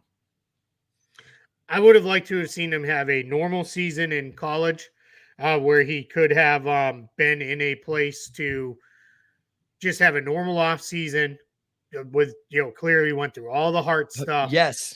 there, which just give the kid a normal summer. But here's my thing is, a lot of the guys we saw stayed in college for NIL reasons. I'm pretty sure he's okay financially. I think dad, is going to take care of him with that part of it. So he doesn't need that. I'm with you. I think there's a chance for him to develop. And people have to understand he's going to be in South Bay a lot with the G League team. I personally cannot wait for that first moment when it's him and LeBron on the court together. Sure. Whenever we get that, that's going to be really fun. Like, people, I don't care how you feel about them. Like, that's cool. Like, that's a cool moment. And that is part of it is I'm a parent, right? So I get sappy for all that kind of stuff, as I know you do as well. So, like just there. But yeah, I think Bronny will get there. But if you guys want Bronny James talk, sister channel Lakers Nation has done a lot of it. And I think you might be able to find 1, 2, 3,000 more videos talking about Bronny James anywhere else. So let's keep moving here. Memphis Grizzlies come away with Zach Edey in the first round, Jalen Wells in the second round, and Cam Spencer in the second round. Cam Spencer came over via trade with the Pistons there. So let's start with Zach Edey. I know you talked about him a minute ago. I kind of like this pick for Memphis. Everybody is screaming, and I did Radio Memphis, 2 different stations this week, where people said, hey, why didn't they just trade back and draft him? Well, in order to trade back, you have to have somebody who wants to trade up. And I don't know that there was anybody that was looking to trade up. The number one trade up target for across the board for teams was Donovan Clingan in this range. Once he went off the board, nobody was really looking to trade up until we got further down in the round. We didn't see a lot of trade ups because I think teams said, we're just going to trust our guy will be there. Memphis, under Taylor Jenkins, likes to play drop coverage. That would be their preferred style. They've actually had to come out of that in recent years because they haven't had the right guy when Steven Adams hasn't been there. Taylor Jenkins will also run multiple defenses where he will run a drop style of coverage at times, and then he will go to a switchable coverage if he's playing Jackson at the 5 or Clark at the 5, and he'll do that. I think the Grizzlies are going to make the game on defense very simple for Zach Edey. Play drop coverage, and this is where kind of we went into the Quentin Post stuff of you can't. Zach Edey couldn't foul in college. He wasn't allowed to because Purdue needed him to play the whole of every game almost. In the NBA, I think you're going to see him block more shots and be more aggressive. One, they allow infinite more contact in the NBA, and he's just going to be able to be more aggressive because if he picks up fouls, they're going to say, all right, it's fine. Don't go out there and just start hammering dudes off the jump, but be smart about this and let's kind of go with this direction. So I think Zach Edey is going to be a really, really good player for Memphis in time. He will stumble into 10, 12 points, 6, 8 rebounds just because he's massive. The comp I kept seeing people use was early career Jonas Valanciunas for him, but 6 inches taller, which is I think that's pretty accurate. Valanciunas eventually developed a little bit of a 3-point shot. I don't know that Edey ever will, but I really like Zach Edey. I think he's going to be a really solid player for the Grizzlies with a little bit of time. I don't know it'll be day one, but I think midway through the season, you're going to see him really pick up and play pretty well. This is one of those where I'm going to contradict myself a little bit, where this broke tiers for me in terms of who they selected, but I'm still okay with it to an extent because it made so much sense. And yeah, you brought up a good point where, yeah, it'd be great for them to trade back, but who's going to trade up? The same reason, Pistons fans were like, why didn't the Pistons trade back to draft Ron Holland? Well, obviously Memphis was okay just setting at 9. And my guess is Memphis just said, listen, if Clingan falls to us, we'll take him. If he doesn't, then we'll take Edey at 9 and we'll feel good about it. Or I don't know, maybe they did have Edey ranked higher than Clingan on their board. So like I said, he was definitely lower than this for me. I would like to get more value in a situation with a top 10 pick, but it does make a lot of sense for a roster that has a lot of other answers on it with the backcourt and Jaren Jackson Jr. and all of that. So I understand it. it makes sense in regards to that. John Morant and Desmond Bane are going to love Zach The Edey screen setting. from the screen setting. He's the best screen setter in this class, in my opinion. And that's like an opinion I think I share with the entire known world at this point. And part of it is just he's huge. Size. So like he should be. But those guys are going to love it. And I think Ja especially, and Bane. Bane's a much better playmaker than he gets given credit for. They're going to like too. This is not a guy where it is, well, he set the screen and then they just completely disregarded him. He's going to roll hard. He is not, no one will ever suggest that he's fast or super duper quick or anything, but he goes hard. He does everything at good speed. So you're going to see him get downhill into the paint. And when he gets it, he's a really good finisher. His touch around the rim is outstanding. And he'll do some stuff. So I think he's going to be really good for them. All right, give us some on their second round picks. Yeah, they're in Memphis. Yeah, so Jalen Wells is a kid out of Washington State that turned 21 in August. Floor spacing with Jalen Wells. Like that's what this kid does. 42% on almost 5 attempts, 81% from the free throw line. He was a transfer. The jumper looks really fluid and compact. He can make it off the bounce. Like he has he'll like cross you over and step back into it. Mechanics are just easy to buy. So he does all of the off-ball relocation and movement and all of those certain things. You know, as a teammate drives, he'll move into the open passing window. Really like that stuff. So at the end of the day, for him, it's about floor spacing. Defensively, is he going to get there? He's willing to get in a stance. Maybe with his length, he becomes neutral. And then Cam Spencer, listen, I can't talk about Cam Spencer because Sam Vecini loves this kid. And he like this, I'm pretty sure I'm banned from talking about Cam Spencer because that is Sam's responsibility and I'm not allowed to do it. Just ultra competitor, good floor spacer, good shooter, undersized, not very athletic. Can he find a niche in the NBA just by being a great shooter, floor spacer, all that? But again, we talked about this with G League stuff, right, Keith?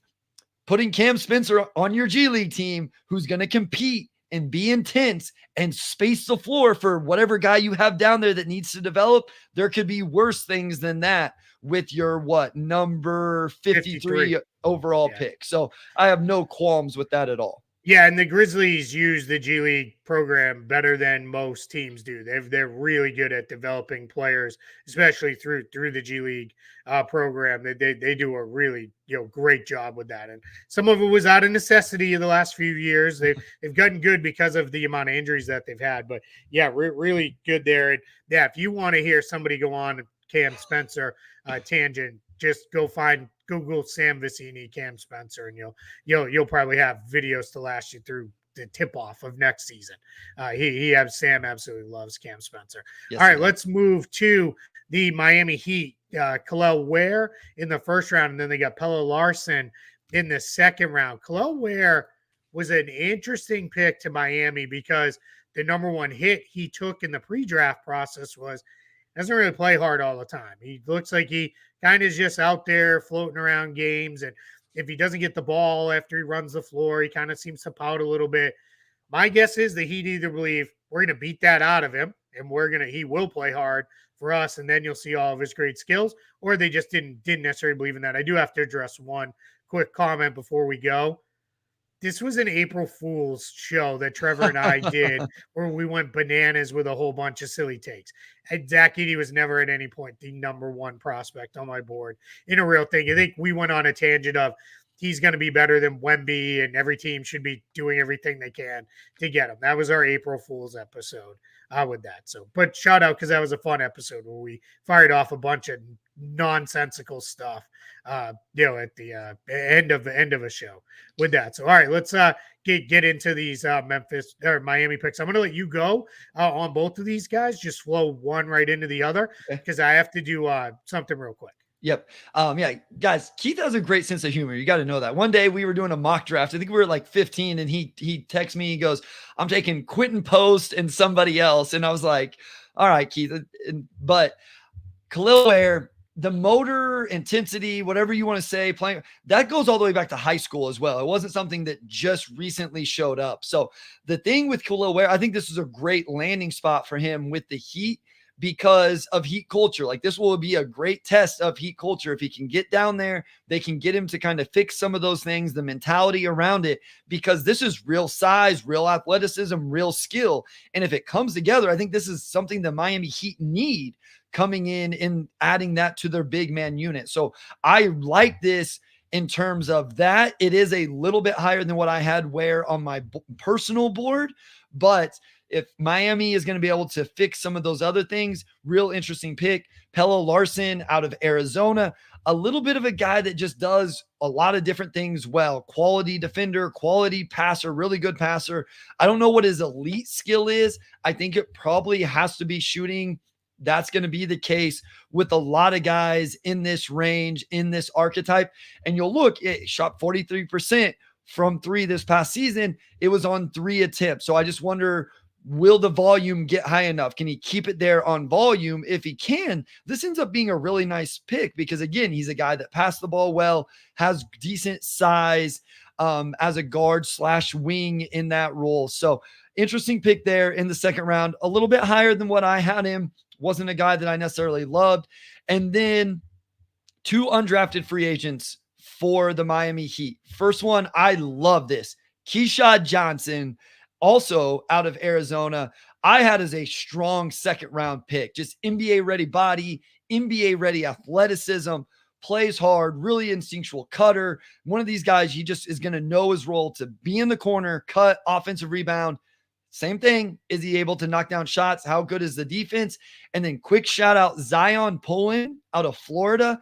I think this is a kid you bring in, you send him to the G League, you let him run your program down there, and I think he'd be awesome for the development in the G League. Yeah, I'll say this with Miami. Miami is picking kids up for 2-way contracts or end of the roster stuff with the G League and that. Keep an eye on these kids because nobody does it better than the Miami Heat do with developing guys. They openly say, people have said, are they going to move their G League team closer to Miami, get it out of Sioux Falls? It's like the furthest distance between any 2 G League teams. And the Heat, if you get them to talk about it, they'll tell you, we love it because it's just about basketball. Yeah. You're not doing anything in Sioux Falls. You're going there to play hoops. That's it. You're going to develop. We're going to find out if you can play. Duncan Robinson, Max Strus, Orlando Robinson. Those are just some of the guys, Gabe Vincent, that have come through their G League program and become real NBA players over the years. So keep an eye on Miami there with Pullen and Johnson because those guys, and probably Larson too to some extent, may really develop. All right, these were 2 picks I hated. These were 2 picks coming up for the Milwaukee Bucks. I don't get them. I don't understand it. I've seen the logic of Doc Rivers doesn't play rookies, so you might as well take upside shots with all of that. But I felt like there were players that could have stepped in, been day one contributors in a Bucks rotation that is a little thin. I like the 2 players. I just don't like that the Bucks drafted them because I thought the fit was weird. AJ Johnson, Tyler Smith go there. 2 very young guys, 2 of the younger guys in the draft. Go ahead, Bryce. Go on both. Yeah, I was definitely in the same boat with the AJ Johnson. And that's what Sam was like, Bryce, Doc's not going to play rookies anyways. Not going to play rookies anyways. Like, well, then they need to fix that because they could use some depth in their rotation. And obviously Keith can speak on this better than me, but they don't have a ton of mechanisms to continue to add guys. So, just a couple ones that might make sense in terms of a Baylor Shireman, who's a little bit older, a Tyler Kolek, who's a little bit older, and maybe a little bit more NBA ready to go. Even a Terrence Shannon Jr., who we'll talk about here with Minnesota, is an older player who maybe just comes in and gets buckets. So I'm very intrigued by AJ Johnson. I want to make that clear. Very intrigued by AJ Johnson.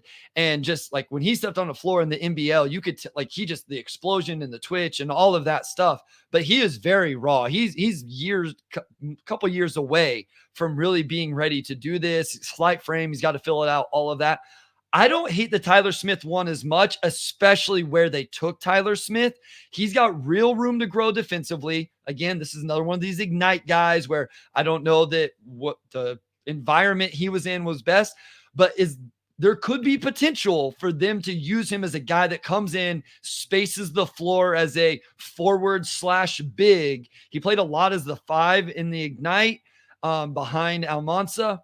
I like him potentially playing some 4 as well, so I'll call him a forward/big. But I think that's something Milwaukee could use at times. I know they kind of have their 3 big rotation, but if one of those guys has to rest on a night or something like that. So I think Tyler Smith at 33 was a solid pick there. But yeah, the AJ Johnson at 23 definitely kind of surprised me. Yeah, it's again, I like both players. I just don't love the fit for Milwaukee for what they're trying to do right now. I think Tyler Smith has a chance to be a really, really good player in the NBA. In the end, it's probably not the worst thing for these two guys to log some G League time in a more structured G League environment. Yes. I think both of them will do well there. So yeah, I'm okay with that. I just thought there were better fits for them to fill out their bench right now, but they probably believe, hey, much like we did last year with a few guys, we'll get some veteran minimum guys, and we'll kind of go forward with that. Here. We're going to pick up the pace a little bit because we're getting a lot of news coming in. So here is maybe my favorite set of picks in this class.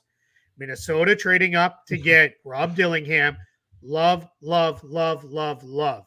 One, love the player. Love that he gets to kind of apprentice under Mike Conley for, I'm going to say, a year and a half, because I think by midway through his second year, he's the starter and Conley's backing him up. But he's going to get to learn from one of the best point guards that there is in the league as far as this is how you run a team. And more importantly, this is how you run a team with a whole bunch of dudes who need a lot of shots, because Edwards needs shots, Towns needs shots. But you also got to make sure Gobert and McDaniels get to touch the ball some if you want them to do their thing on defense. Dillingham, he comes in. This kid is, people like to use the term, he is a bucket. Yeah. Like he can just score the ball like crazy. And efficiently too. Hits all kinds of shots. I think he can play off the ball, which that'll be really important long-term with Anthony Edwards. But just to kind of move into the overall roster construction of this, Minnesota committed to, we're going for it. We will add to our tax bill to get a kid that we love. All the stories have come out that Tim Conley was so excited about this kid and trading for him that he slept like 10 minutes the night before the draft because he was like, I want this kid. I want this kid. I want this kid. I love this pick. Couldn't love it more because all you did was you gave up a future first, which is just kind of almost like a swap. And then you gave up a top 1 protected pick swap. So I think this is great for them. I thought they would have to give up the 27th pick. They didn't. And with the 27th pick, they got Terrence Shannon. Yep. If you know Terrence Shannon's story at all, he went through some legal stuff this year. He adamantly from moment one said what he was accused of did not happen. Multiple eyewitnesses came out and said it did not happen. He was eventually cleared of all of the charges.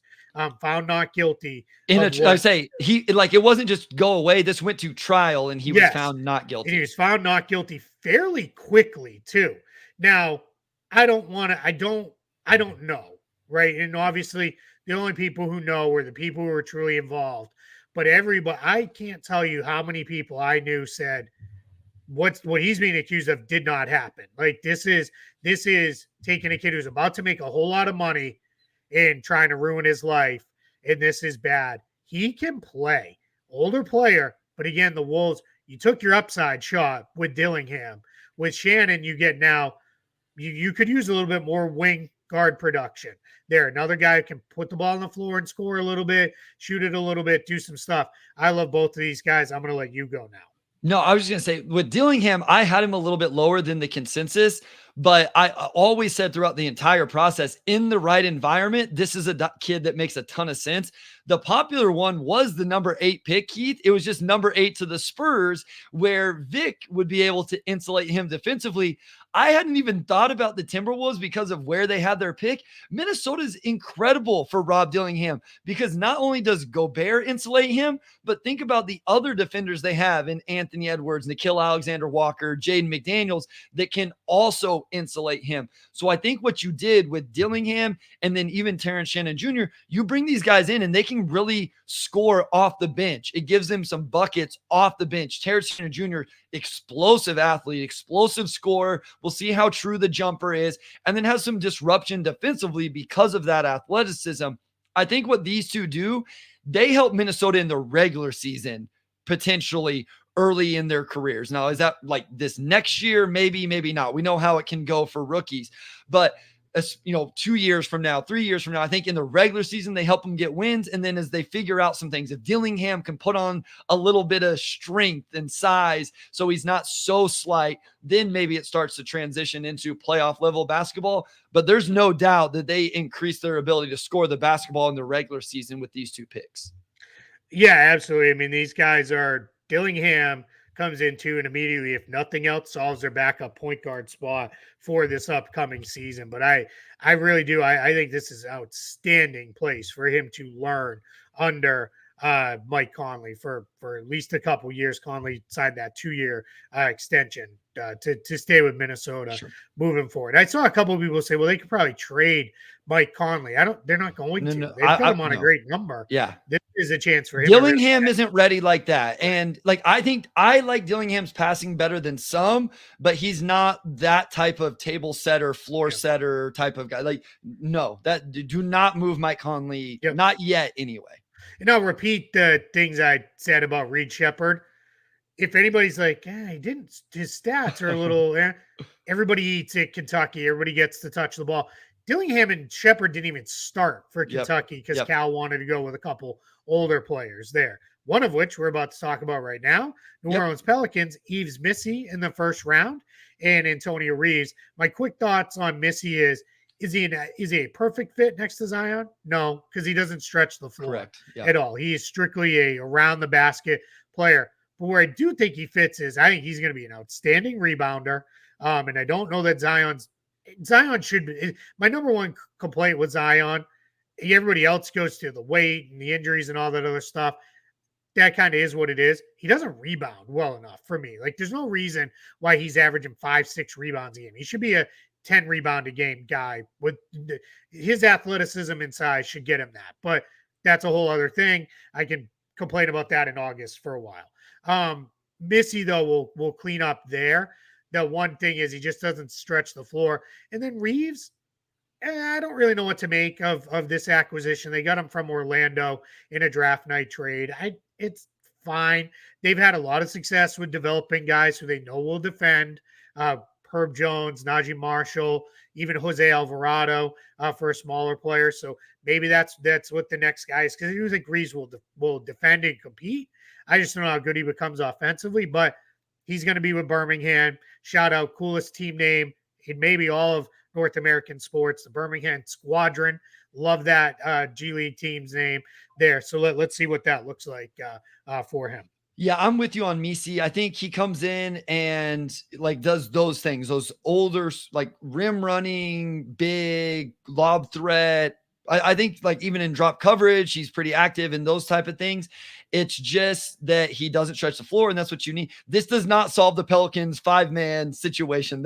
They have more, and they just traded Larry Nance as well. Yep. So a lot of work to go there. There's some real work to do there. This is just a kid. He's a little bit raw, started playing late, all those things. I like the pick. I like the range, but they still have a lot of work to do there. I think at most you're getting 10, 12 minutes of energy from Misi in his rookie season. He's not coming. I don't even think he's as polished as a Derek Lively, right? And we saw how valuable he was. He doesn't pass like Lively and all of that. He's not that type of guy, even if that's a similar role for Misi. So yeah, I'm with you there on Misi with the Pelicans. Yeah. All right. Let's keep it moving, because now we got a team that we're not going to break down all the Knicks trades because this show would go even longer. Yeah. They made a whole bunch of them, but here's what they ultimately came out with at the end of the day. Pacome Dadier in the first round, Tyler Kolek, second round, Kevin McCullough Jr., second round, and Ariel Hukporti, second round. I'm going to kind of go in reverse order on these. Well, let me start with Dadier. I'll start with this part. I won't reverse order it yet. Dadier is not a stash. People said, well, he's an overseas guy, but the Knicks are going to stash him because everybody knew we've got all these option or apron issues now with the Bridges trade and all that. Dadier's coming over. His agent said it draft night. He said it leading up to the draft. He said it since. Their plan is for him to come over and play in the NBA this year. Going in reverse order of the second round. Huck Porty will stay overseas. You're not going to see him, I don't think, in the NBA anytime soon. McCullough is really interesting because some people had him with a first-round grade fairly late in the process, dropped all the way to almost the end of the second round. So we'll see what that looks like. And then Tyler Kolek, I don't know that I super-duper love that tweet for I'm reading the chat. That pick for the Knicks because they already have Brunson and McBride. But I love Tyler Kolek as a player. Yep. I think he's a really good player. So I want you, because I gotta do something real quick. I want you to react to all of what the Knicks did very quickly, because you know more. I don't know a lot about Dadier, and I know you can fill everybody in on where Kolek and McCullough may be at too. Yeah, so Pakum Dadier is a guy that really rose up draft boards throughout the process, and there was a lot of steam, a lot of things picking up that he was going to be a first-round pick. So for me, he's a versatile forward, wing forward, who has a really nice intersection of size, skill, with some potential higher upside based on his age, how raw his game is right now. The shooting numbers won't wow you, but I do think the form looks decent, and it's something I can buy into. Off the ball player who's able to ideally attack closeouts, getting good cuts with or instincts with cuts and offensive rebounding. The tools are there defensively to offer versatility, but it has to really come together. I think the thing with him is it's activity without a plan is the way I describe it. That's not a huge negative.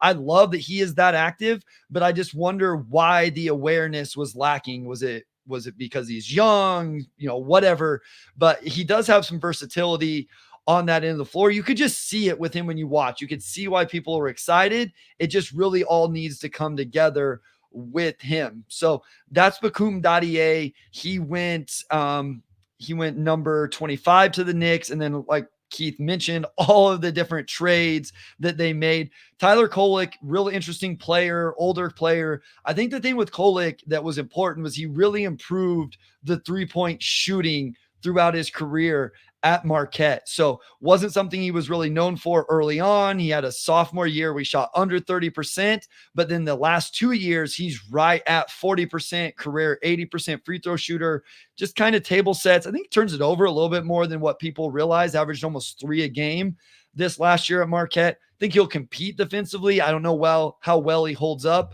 Ultimately, if he runs, again, I know we've mentioned it multiple times now, your G League team, I think that's a really good player to do that. Kevin McCullough Jr., really interesting player as well in terms of, I think he fits what the Knicks would need. Like, this is your 3-and-D wing archetype.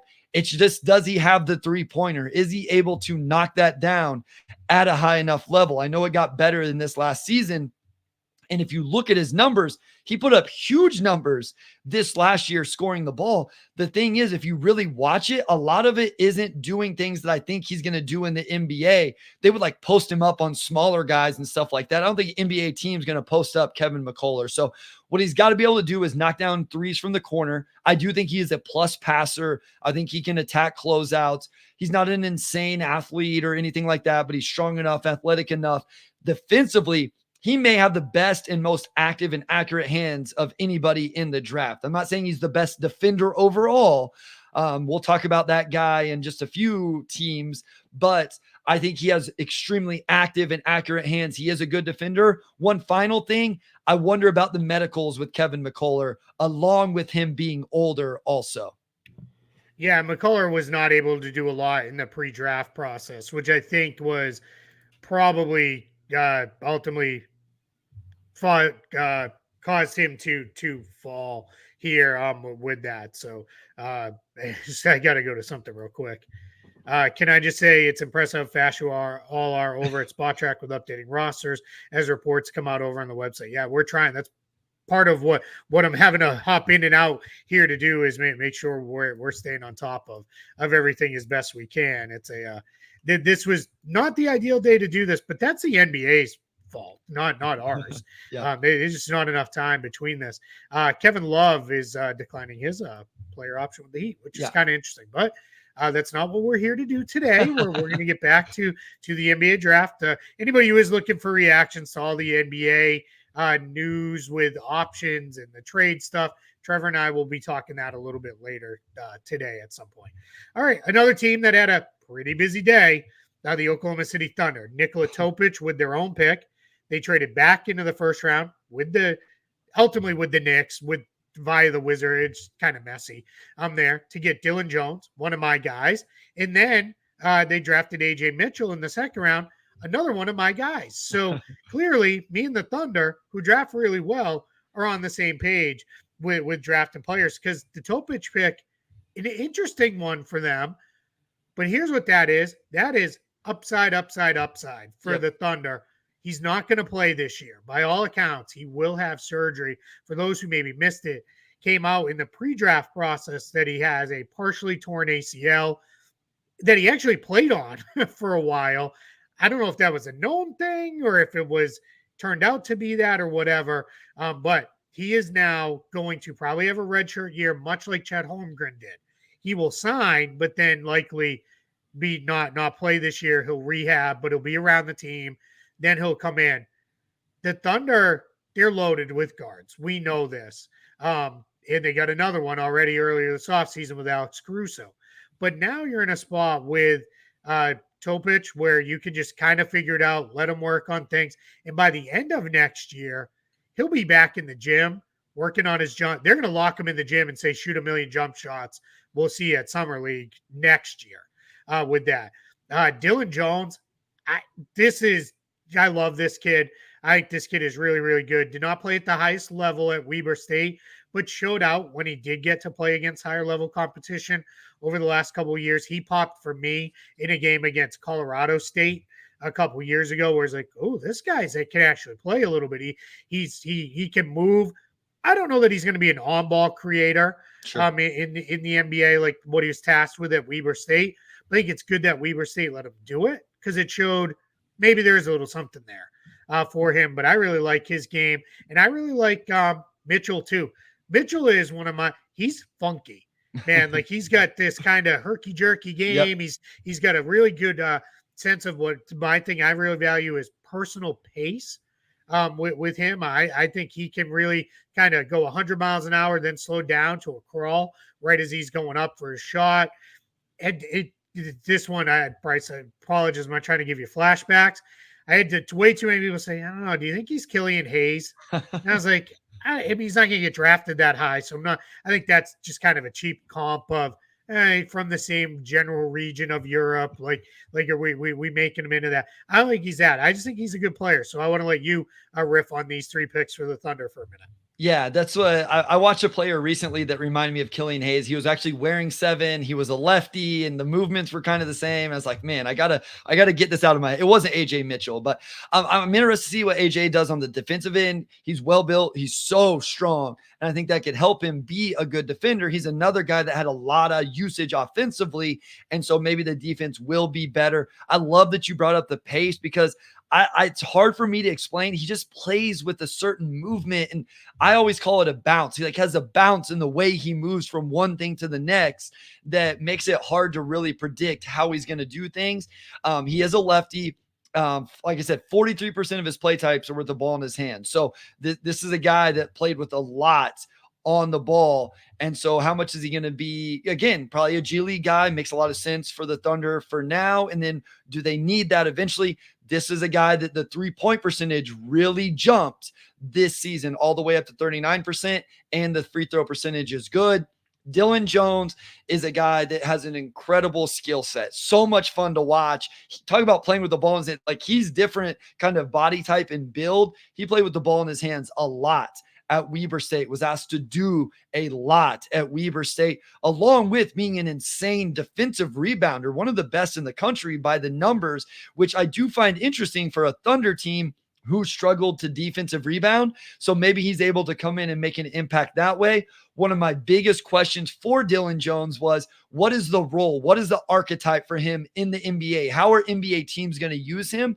I think Oklahoma City is a great spot for him to find success because they could be creative with him. I watched them run Isaiah Joe off Ghost. I watched them use Cason Wallace all of a sudden as a short roll guy with SGA. Dylan Jones, you get him in short rolls where you double the ball, he's going to pick you apart with his passing. He has to be able to prove that he can knock down threes. And another guy, I think he'll be better defensively whenever the usage is less. And the foul trouble stuff you've mentioned earlier, Keith, with some of the bigs, that was insanely true for Dylan Jones because he was everything for Weber State. He could not afford to get in foul trouble. Nikola Topic, this is one that I didn't love in the moment, just in terms of like, you just traded Josh Giddey. Now you're going to bring in Topic. But I think this is one where I could just see, as you mentioned, hey, this is the top player on our board. There's a tier break behind this player, maybe, multiple spots between this guy and the next guy. Let's take this kid. He's not going to play, for a whole year. Who knows where our roster's at from a year from now? We don't love anybody else on the board. We're going to take him. And I don't know, the more I've talked to people, the more I've wondered if the Giddey thing was more about Josh Giddey not being willing to go to the second unit and come off the bench, where maybe OKC does see the need for another on-ball creator like Topic, and they start him with his career coming off the bench, and they see the value in that, where Giddey was like, no, I've shown all of these things. Move me somewhere where I can start. I'm not going to come off the bench here. So I didn't love it in the moment. It's still a little bit kind of just, I think it's funny in a way because you trade Giddey and then draft Topic, but I think it could work out better depending on how things shake out moving forward. Yeah, certainly possible. I just think this is a chance for the Thunder to really kind of use this like lottery tickets a little bit. Like they've got the core of that team set now moving forward. So why not? Just kind of let's see what it looks like. You're on mute, Bryce. Shoot, mistake. After 12 hours this week of podcasting, I messed up. I don't want to make people listen to me take a drink of my water or coffee, so I always try to mute it. Topic's shooting touch is a little bit more intriguing to me as well as a prospect. Like, I think there is a chance that he knocks down shots, which then would allow him to play off the ball at times also. But I just want to throw that in quick before we moved on to our next team. Yeah, and here's the thing. If you're the Thunder, these guys, if they develop a little later, you're okay with that? Yes. They turn into trade chip for you down the line. If you're like, nah, man, SGA is our guy and Cason Wallace is our guy, then maybe Topic can develop into a nice player, and a team says, hey, we think he can be a starter. And we're going to kind of go forward with that. So, all right, the Orlando Magic, they traded their second-round pick. Their first-round pick, Tristan da Silva. Interesting pick for Orlando because they've already got Paolo Banchero and Franz Wagner. So that tells me there's not a spot where it's like, well, he's coming in as a starter, but you're probably not drafting the guy 18th to come in and be a starter. Big thing for da Silva is he can shoot it. Yep. So I think that makes him a fit, especially on the Magic second units where earlier today, Joe Ingles' option got declined. It sounds like that was more of a cap mechanism thing. Maybe he comes back, but the Magic don't have a ton of shooting on their second unit. It's really kind of Cole Anthony, and that's it. Da Silva, I think, could come in, and I think he's an upgrade in a lot of ways over maybe even Jett Howard, who was drafted much higher in the first round last year and didn't do enough, I think, even in the G League to really be like, all right, here we go. Now, I'm willing to give it time. Some guys just take a couple years to develop. But I like da Silva for Orlando. I think he could be a day one rotation guy in the mix behind Banchero and Wagner. Yeah, my initial thought was like, man, they got some wing. They got those two guys. And then you look at the roster, like, no, they could definitely use this. So da Silva, dribble, pass, shoot, wing. He's a little slight. I think that would be my biggest knock on him is he going to be able to play through contact? Is he going to be able to take contact on the ball defensively? Going back to Baylor Shireman, I meant to mention this. I had a scout tell me that's why they really liked Baylor Shireman was just how strong he was. And they felt like he could take a bump defensively holding up at the point of attack or whenever he was putting it on the deck when necessary. De Silva, I think will be sorry to interrupt. I think no, that's part of it with Connect too. Yeah, He sure. can take a hit and still finish and not get completely bumped off his shot. Yes, 100%. I think with the Silva on the defensive end, this is a nice situation for him because Orlando shouldn't have to ask him to defend at the point of attack against the better perimeter players offensively. But I think he's a really good team defender, off the ball defender. I think in my notes, I put probably below average on the ball and then above average off the ball, which depending on how you value those two things, probably equates to a neutral defender. But the superpower for him is going to have to be the floor spacing and then providing a little bit of plus passing and stuff like that for his role and archetype. I think he rebounds too for his size. And again, that Colorado team, he had a lot of guys, and maybe everybody was playing a little for themselves at points. Interesting. That was an interesting team, Keith. Yeah, they were. Put it this way: if you get 3 guys drafted in the top 40, you probably should have been better than they were. Sure. And it just never kind of came together. It was a little messy with that. All right, let's real quick on De Silva. Yeah. I know we got to keep, but maybe the best off-ball cutter in the draft. Yes. And playing off of passers like Paolo and Franz, that's a real value also. Big time. Yeah, absolutely. And even Wendell Carter Jr. too, for as long as he's there. Center couldn't really pass. De Silva he's going to be a nice player. Day one rotation guy for the Magic, I think he'll come in. All right, one of my favorite drafts with this year, Jared McCain to the Philadelphia 76ers, and then they got Adem Bona in the second round. I love McCain, man, and I think him going there, I assume Kyle Lowry will be back. Philly fans are going to love Jared McCain. He's tough. He goes really hard. Say it with me, guards who rebound. I love this kid. I think he is going to be really, really good. I think he needs to learn how to really run a team. I think he's going to have to learn how to defend at the NBA level because he is as tough as he is a little slight right now. He will get pushed around a little bit. I think he's going to struggle maybe a little bit with screens early on in the NBA, but he'll figure it out. Him and Maxey have a chance to be a really fun backcourt together where they're kind of like, zipping around and doing all kinds of stuff, playing off each other because they can both shoot. So I really like McCain. And then Bona, we'll see. I think this probably signals maybe an end to the Paul Reed run in Philly. Yeah. They need to probably move on from him to really fully maximize their cap space anyway. And I think Bona can come in and give them very similar production to what they get out of Paul Reed. That's my thought on those two. Yeah, McCain, whenever you're in the situation the Sixers are with their roster, just adding a floor spacer makes a ton of sense to me. And if Reed Shepherd wasn't in this draft, I wonder if we wouldn't be talking about Jared McCain as the best floor spacer, best shooter in this draft. He can really shoot it, and the mechanics are incredible. They're awesome. He can do a little bit more than I probably give him credit for with the ball in his hands. I think he can get into the paint. I just don't know what he can do when he gets there because he is a little bit smaller. Is he going to be able to finish? You mentioned the passing and those type of things. And then defensively, it's probably best case is neutral just because of his size. He is a little bit smaller. Yeah. Adem Bona, this dude, talk about playing hard, understanding who he is, offensive rebounding, versatile defensively. Not a ton of skill level on the offensive end, but if you just need a guy to come in and just kind of disrupt things, grab a couple offensive boards, maybe you want to switch up your defensive coverage where you're switching or you're doubling or whatever, he's the guy that provides a little bit more of that. And then real quickly here, we talked about him a lot at the top because we got the question, Justin Edwards as an undrafted free agent. I think for Justin Edwards, this is a good spot. And I wanted to mention real quick with him because we already talked about him quite a bit, but I really appreciate a guy who was a top 3, top 1, whatever, depending on the site you're at, high school recruit that then goes to college, gets humbled a little bit, Keith, and then embrace the role of this 3-and-D wing forward archetype and started to do it at a decent level for part of that season. There's to me, not knowing anything else, just judging off that tells me something about a player's character as an on the court basketball player character. I kind of appreciated that about Justin Edwards, that he was willing to do that.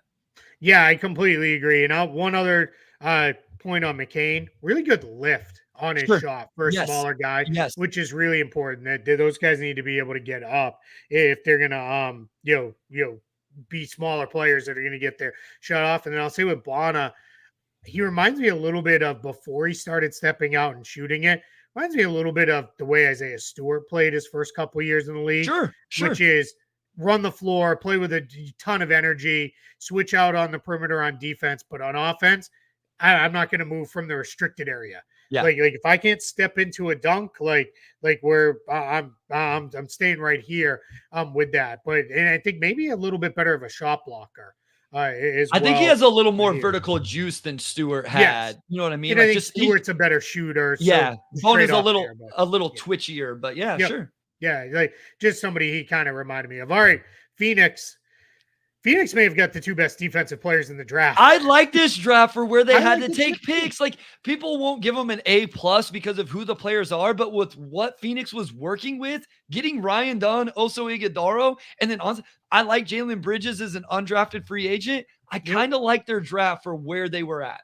Yeah, so Ryan Dunn is he maybe is caught in that Virginia archetype, right? Where it's like, can these guys ever score? What is it going to look like? But his defense is incredible. He is going to be a wing defender right away.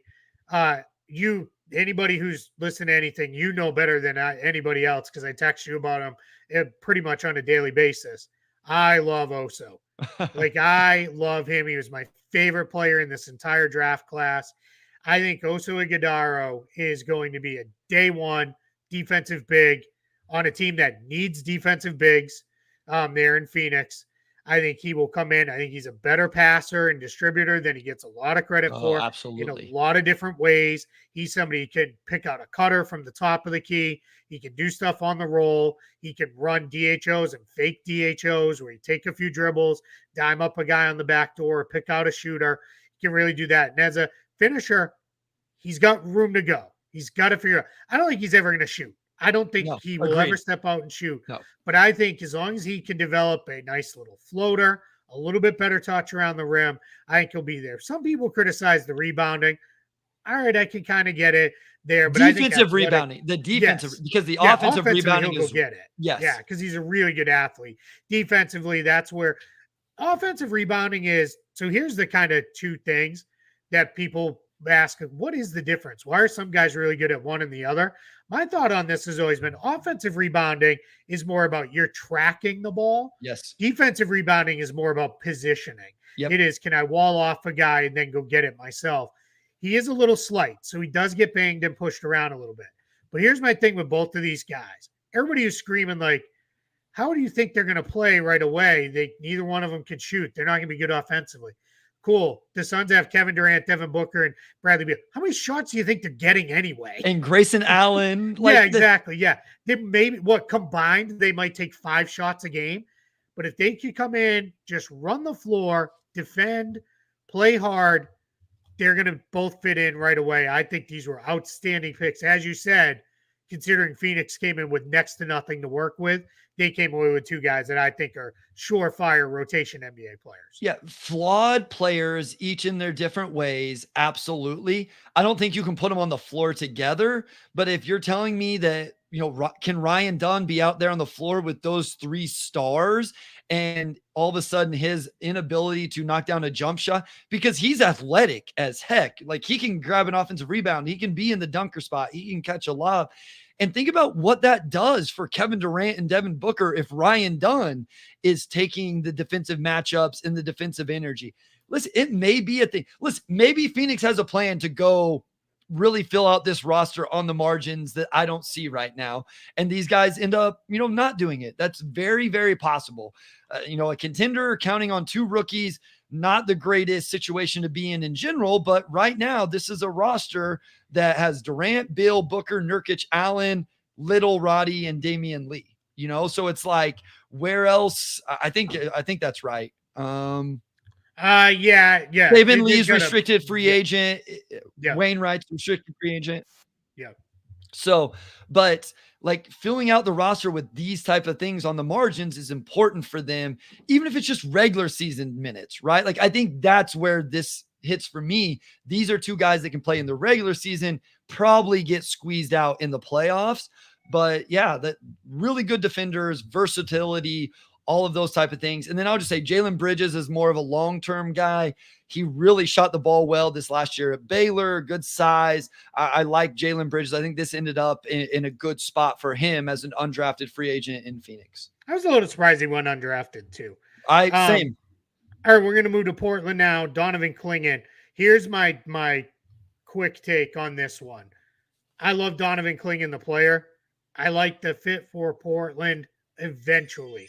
I do not like this fit right away for the Trailblazers, only because we got to figure out what's going on with Ayton and Robert Williams. Clingan, Ayton, Williams. I mean, the Blazers can mess around with playing those guys together if they want. I mean, Clingan and Williams, good luck scoring them near the basket area. They were both on the floor at the same time. But offensively, it would be a mess. That team's going to stay. That was my Ring doorbell going off. Yes. We get some Amazon packages coming in. So somebody thought it was theirs in the chat. With Clingan in the Blazers' big situation, you can play them because you stink. So it doesn't really matter if you want to experiment with that. But long term, Williams is going to go. Ayton's probably going to go. And Clingan's going to be the guy. And I think he will be outstanding with them. I think he's going to be great with Scoot Henderson and Shaedon Sharpe. I just love Clingan's game. I've talked about him a lot already, a lot of different places. I think he'll eventually shoot it. I think his defense is really, really good. I love him as a player. I just think the fit is a little wonky for right now in Portland. Yeah, they got to figure this out and shake it out. Who's going to stay? Who's going to go? How it's all going to work together. I know I said as a Pistons fan, I would like to see them call up Portland for Duop Reith and see if they could get Duop Reith down to Detroit and give them a little bit of a floor spacing big there. But yeah, Clingan as a prospect, I had him as a top 5 player. I just think the size, I do think he moves really well. I think one of the biggest differences for me between him and Edey is I think Clingan can really pass. I think he can operate DHOs. I think the defensive recovery and movement was just a little bit better from Clingan. I'm not going to go down the shooting thing. I refuse to do it. Like we've talked about it before. And I'm not expecting that. So I'm taking him here. I'm talking about him on just being a great screen setter, DHO, passer, play finisher. And then really what has to be elite for Donovan Clingan to hit this is he has to be elite defensively. He has to be able to be just awesome on that end of the court, protecting the rim, drop coverage, recovering, making up for teammates' mistakes. That's where it has to hit. It's not, to me, it's not about developing a jump shot. He has to be as good defensively as what I think he's going to be.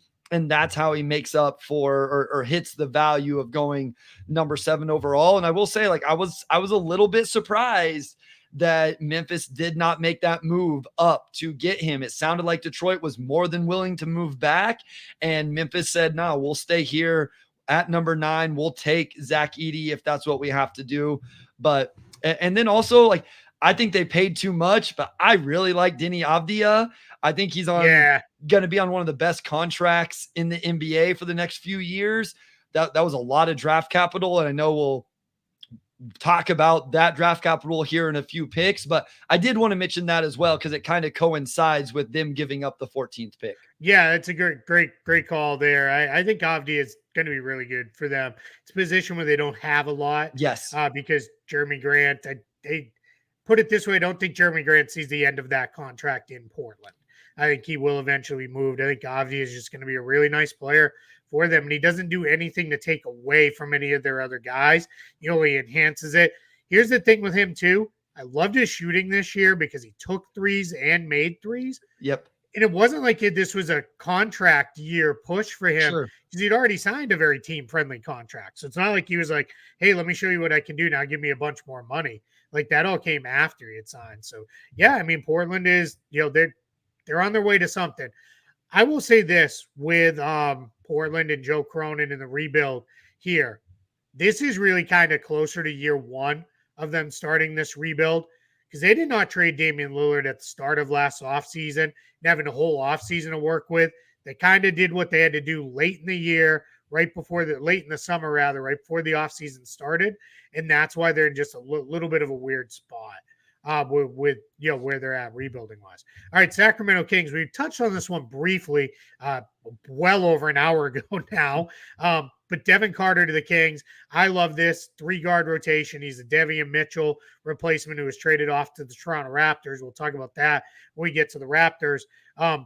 Carter is from my opinion, one of the best defensive guards in this entire draft. I think he's a better player than Mitchell because he's a better playmaker. Shot, let's see. It's good right now. It was good recently. Is that real? I don't know. I've been burned with Providence kids in shooting before. Like sometimes it doesn't happen. Shout out to Chris Dunn for getting his career back on track. Absolutely. And playing really well. But I like Carter, good pedigree too. Dad was a longtime NBA player.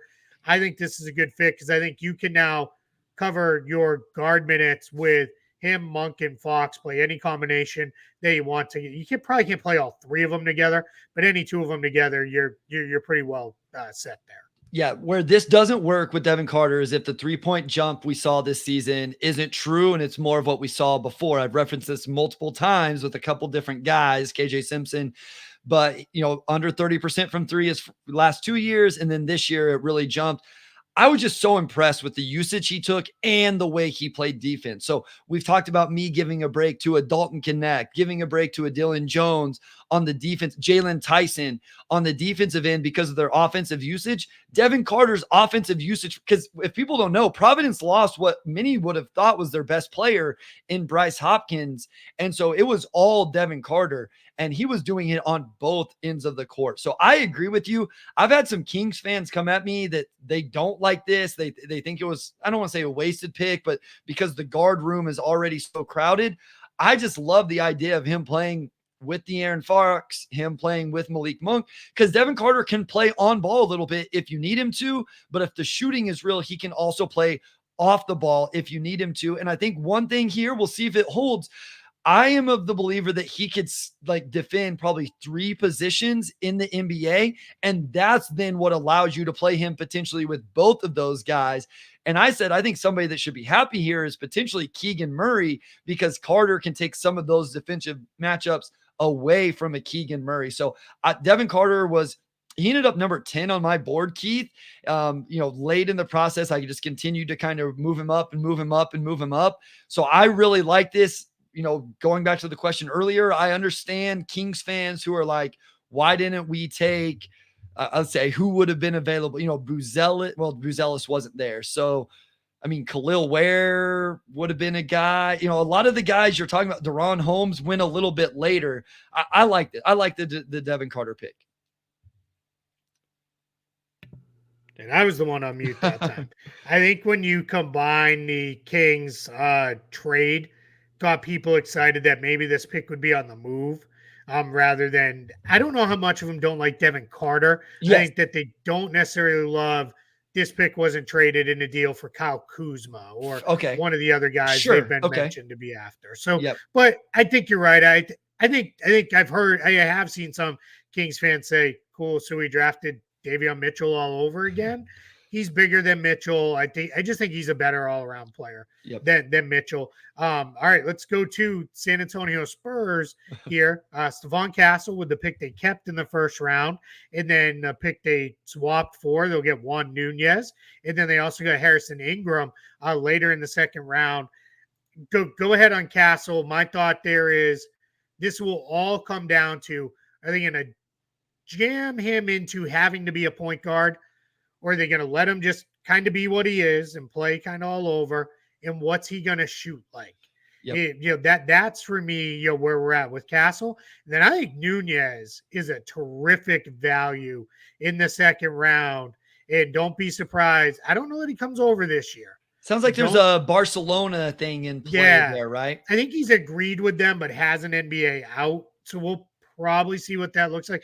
My guess is he'll come over if the Spurs are like, you could come over and play 20 minutes a night as a backup day one. If it doesn't, he'll probably get another year of seasoning. But don't be surprised if in a couple of years we're like, what the heck, man? We've been talking about where the Spurs going to go for point guard. Where are they going to get a point guard? And they got him he just developed overseas for a couple years. Then Ingram's a nice value play that late in the draft. Even if he ends up on a two-way contract, he's an interesting player. Go on the Spurs. Yeah, so Steph Castle, I think he's got to figure out the jumper. It's been something I've been more worried about than it seems like others have. I think what I'm really impressed with, we talked about this a little bit with Justin Edwards. He went into that Connecticut program and he was able to find his spot as a big time recruit, playing in a different role. He wasn't playing on ball like he did in high school, and he really improved defensively. I had question marks about his defense coming out of high school. And then in this draft, he's one of the best point of attack defenders. He's not as disruptive as a guy like maybe Ron Holland, but I think just guarding at the point of attack with his size, with his strength, he's going to be able to hold up, take a bump, all of those things. So I'd like it defensively. Offensively, you mentioned, I am fascinated to see what San Antonio will do. Are they going to give him the ball and let him play as the point guard and just see, right? Like Sam mentioned, Jeremy Sohan, like they tried it with him. Like, let's see if it works or not. And obviously it didn't. This might be a year. Maybe they experiment with it for 40 games to see if Steph can do it, or maybe they do it with second units. I think they're still afforded the ability to try those things out. For me, I think he really, to hit that high-end outcome, he has to figure out the jumper or become a true on-ball guy, which I don't think that's the best archetype for him. You said it with Nunez. Nunez might be the best passer in this class. He may be the best ball screen operator in this class. He's just a little bit smaller, not very athletic, which causes concerns in other areas. But the feel and the ability to manipulate a ball screen is awesome. And yeah, I like Harrison Ingram. Harrison Ingram ended up number 41 on my board. They got him at 48. What's intriguing about Harrison Ingram is he kind of played on the ball at Stanford. Then he transfers to North Carolina, plays exclusively off the ball, and then knock down shots at a really nice rate. But he still has that passing and ball handling ability to play as on the second side. And so I'm very intrigued by him. Can he kind of fall into this 3-and-D archetype? Is the shooting real? How good can the defense be? But one other thing that he did really well, he rebounded the ball really well this last year at North Carolina. Keith, almost just a 2.6 offensive rebounds, over 6 defensive rebounds. He really fell into this off-ball wing archetype, and I really appreciated that about him and kind of got me excited. Yeah, that's big for him because he was never going to be an on-ball guy. Correct. In the NBA. He's just not quick enough with the dribble and the dribble moves. So yeah, that's really big there. Somebody asked in the chat, isn't Nunez the guy someone said is the least athletic guy they have scouted? Yeah, that was some of the buzz for a guard. He's a little heavy foot. He doesn't necessarily move super quick, but I think he's a really smart player. I think he'll put himself into positions to succeed. And I'm excited to see him at a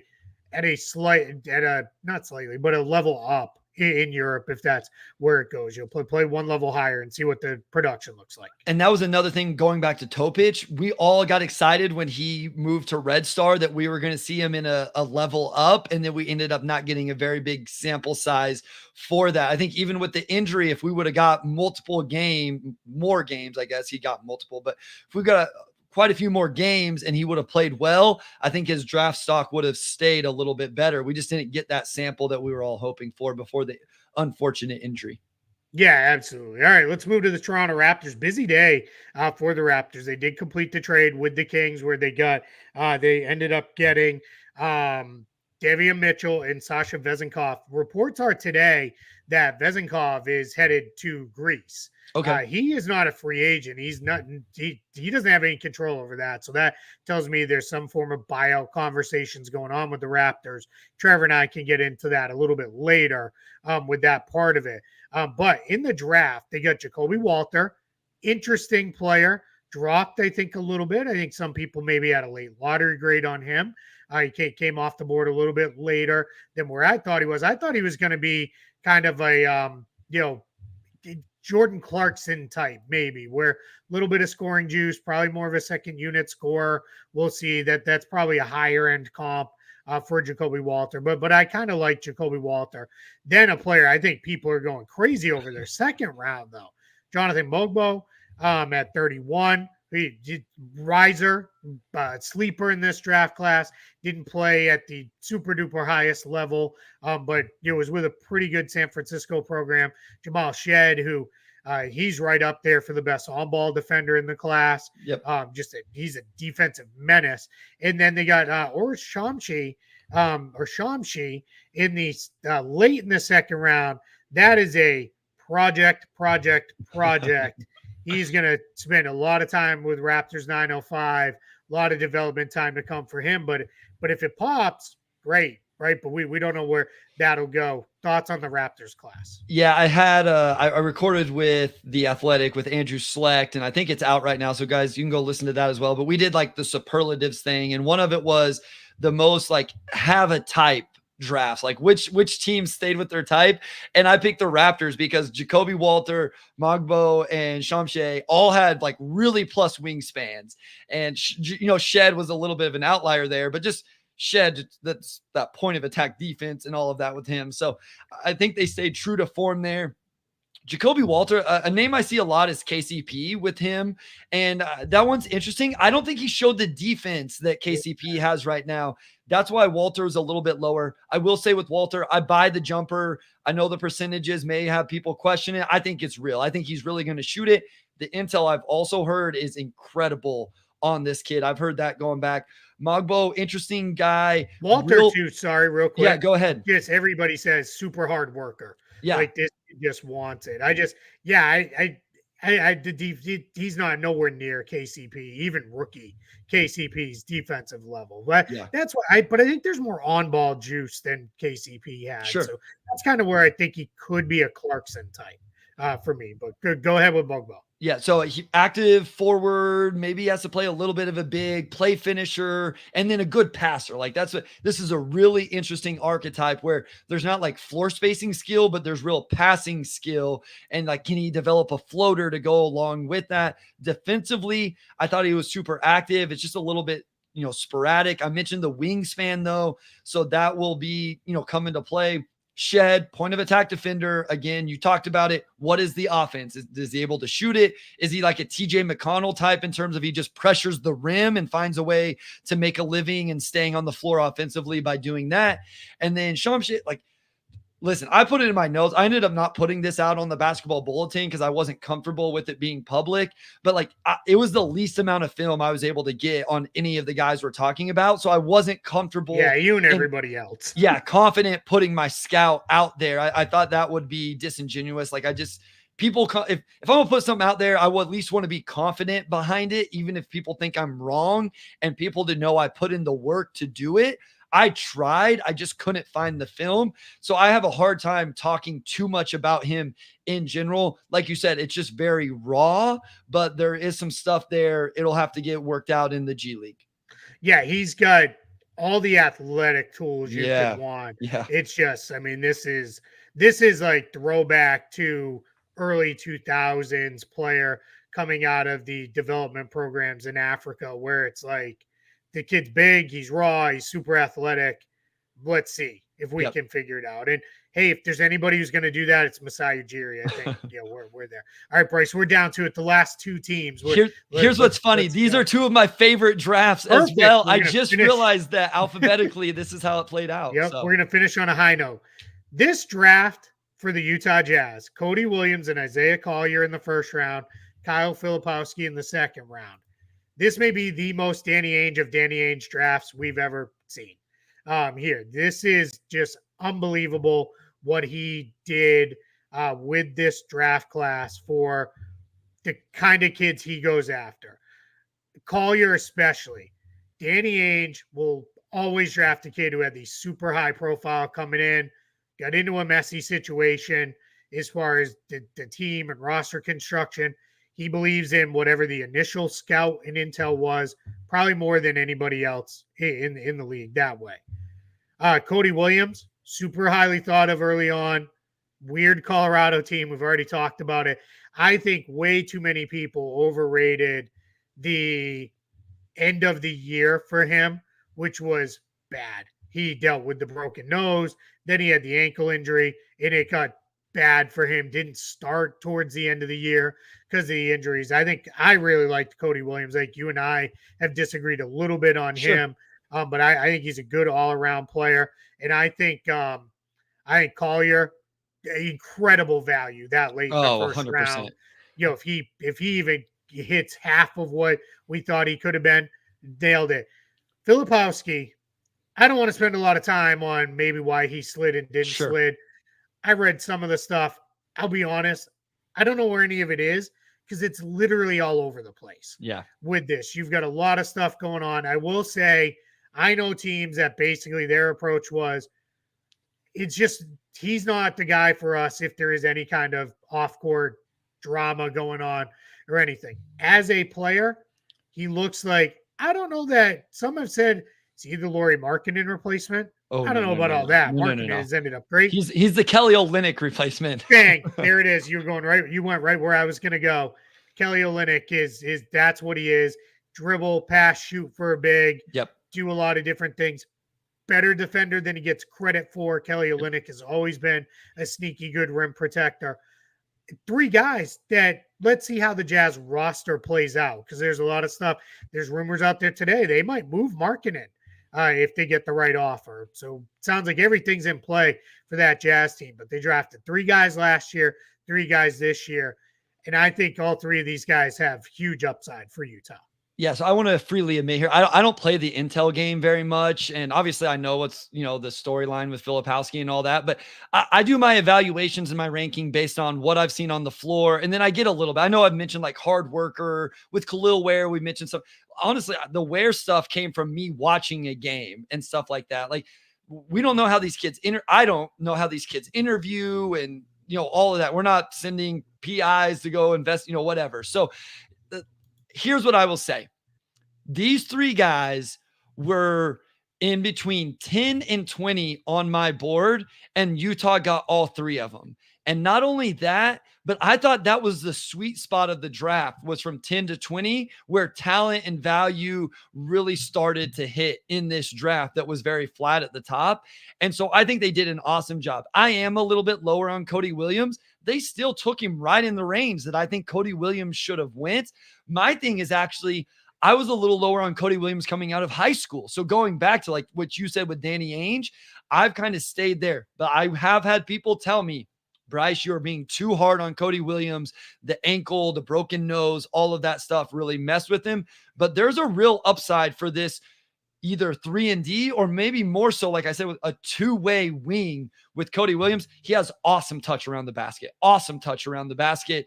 I love it. Isaiah Collier, rim pressure guy, high recruit, all of that. And then you said it with Filipowski, the dribble pass shoot at 7-footer. That's an archetype that I really value.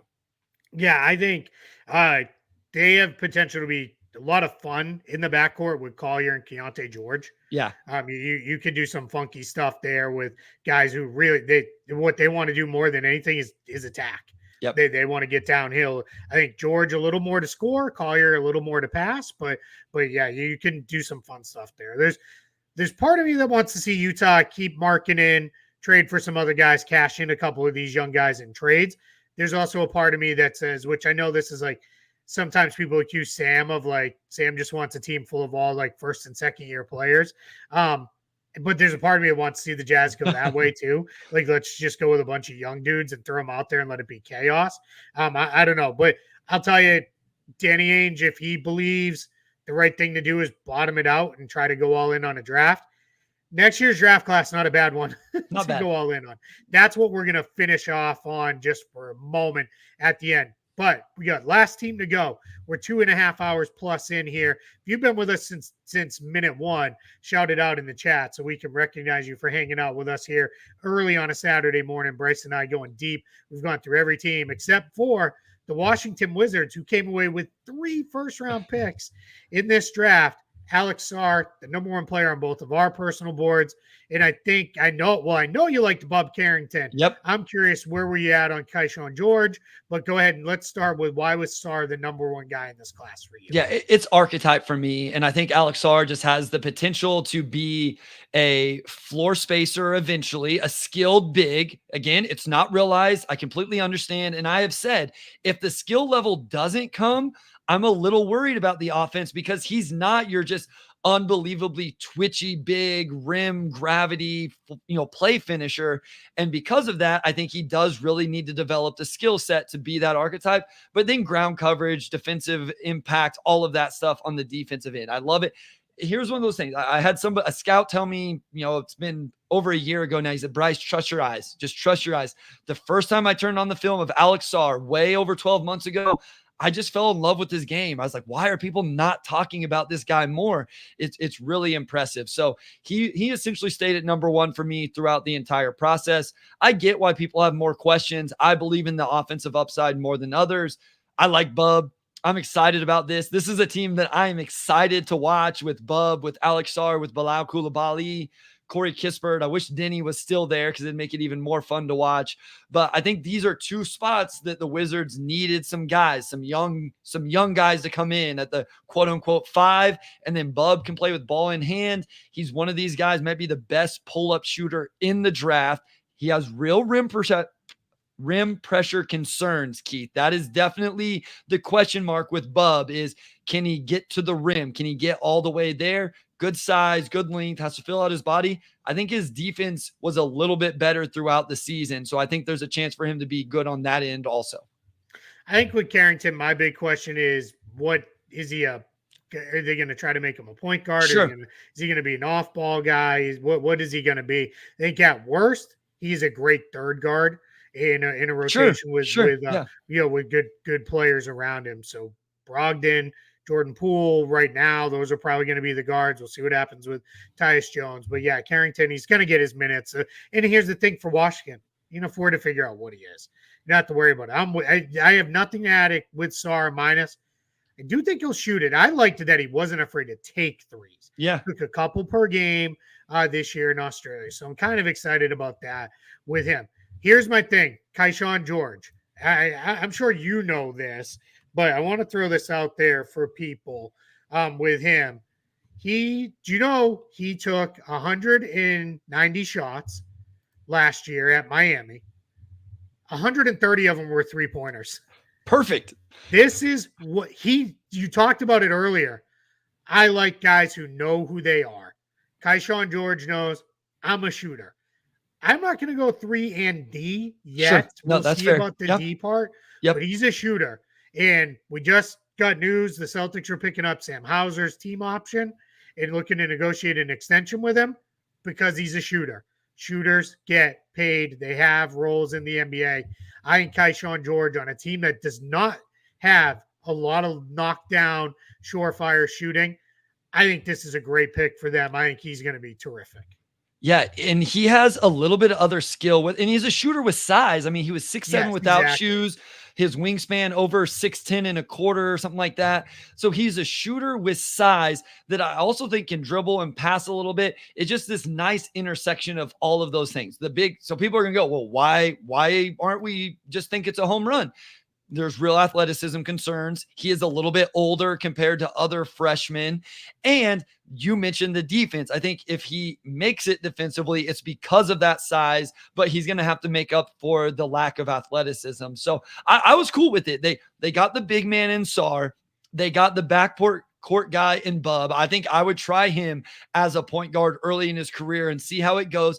And then you restock the wing room a little bit with Keyshawn. Like I like this draft a lot. Utah and Washington. Washington's partly because they got Sarr, but also, trading in. I thought they got a great haul for Denny Avdia. I hated to see them trade him, especially on that contract, but for that haul, it's hard to blame them. But you get Bub in there as well. This is a team that will be fun for me to watch next year, assuming these guys are in the lineup. I love too with Washington. Again, we're now like one full year into saying we're rebuilding. We're kicking off year 2, but they are fully in on rebuilding. They're not taking shortcuts. They're not skipping steps. They are going. Bryce, we did it. 30 teams. It took us 2 hours and 40 plus minutes, but all 30 teams, every single pick. Guys, we talked about 58 players. And when you add in a bunch of the undrafted guys we talked about, some guys who got traded, we probably talked about 70, 80 plus players here today, all 30 teams. Now let's close with this very, very briefly. Okay. Draft guys, well, I know what you do. You take a night, crack a beverage, put your feet up, watch some trash TV probably to clear your mind. get right back to work on the 2025 NBA draft. Here we are with this draft class. The top guys, I'm just going off ESPN's mock, just because that's kind of easiest to go off of right now. You have to get down to the 7th guy who I don't know a lot about in their mock draft before there's a kid where I'm like, yep, like him. And that's more of love these guys. Cooper Flagg, that's the name everybody knows. Yep. He's going in as the number 1 player. Ace Bailey and Dylan Harper. Yep. Those 2 guys are going to push him all year long for that number 1 spot. Yep. Ace Bailey and Dylan Harper playing at Rutgers. What? Like, Rutgers get the 2 of the top recruits in the draft. Like, all right, let's go. This is going to be something here. Then you have Nolan Traore over in France. Going to be a really high drafted kid at the point guard position. You got VJ Edgecombe going to Baylor. Kamen Mawach going to Duke as well. Really, I mean, talk about upside with him. Not as raw, I think, as people think either. I think he's raw. Mawach is going to be the guy I think I have the most arguments with people at this point, because it's an archetype that's very, as I said, very intriguing to me, and I think other people aren't going to like him as much as I do. Yeah, and then you get down to like Hugo Gonzalez. That's where I'm going to stop, because that's I know those top 6 guys. I don't know a lot about Gonzalez. I will get to know a lot about him over the course of the year. That top 6, though, holy cow. Like, that is unbelievable, talent here. This is why you're going to see teams, if they start out slow, you might see teams be like, see you later, every good player, veteran that we have. We are tearing this thing down. Because if you can get into the top 5 or 6 in this next draft, there you can make a real argument. Any one of the 6 guys we just talked about could have gone number 1 in this draft. That's how loaded this class is. And then there's more guys behind him. I love Liam McNeely. Oh, yeah. I am all over the Montverde kids because I live right down the road from Montverde. I think Liam McNeely is going to be awesome. I was going to find a way to get his name in this as we were talking about it, but you beat me to it. Playing at Connecticut, Hurley is have fun trying to guard Liam McNeely and Alex Caravan in Dan Hurley offense. Good luck. Yeah, absolutely. I think Derek Queen, another Montverde kid, I think he's going to be a really good player. I believe he's going to Maryland. I think that's where he's headed. I think he's going to be a really good player. Asa Newell is going to Georgia. He's a little bit off people's radar, but I can tell you, watch this kid at Montverde. When you can stand out the way you play and run the floor and compete when you're on a team with Cooper Flagg and Liam McNeely and Derek Queen, that says something. So this draft class, I am so excited to experience this.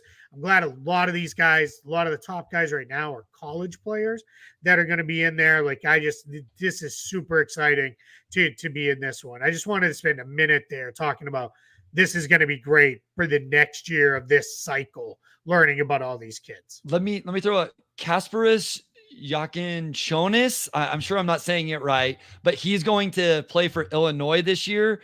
Is a kid that I really like. He's really, really fun to watch. So that's a guy that I would say. And then the returners, like we haven't even talked about those. Who pops? Yeah. KJ Lewis, Kwame Evans Jr., Tyrese Proctor, Will Riley. Yeah. Hanson Yang is a kid out of China that is really, really interesting. Colin Murray Boyles is a kid that rose up late in the year. Like, some of these guys are going to pop coming back to college as well. And they're going to try to make a push along with, Ethan Almanza is a guy a lot of people like that was in an awful environment. I think more than anybody for him, maybe he goes over to Perth and shows what he showed whenever he was younger playing in the FIBA. Like, he's one of the most decorated FIBA players at the youth level, we've seen. And so does he go over there and really pop?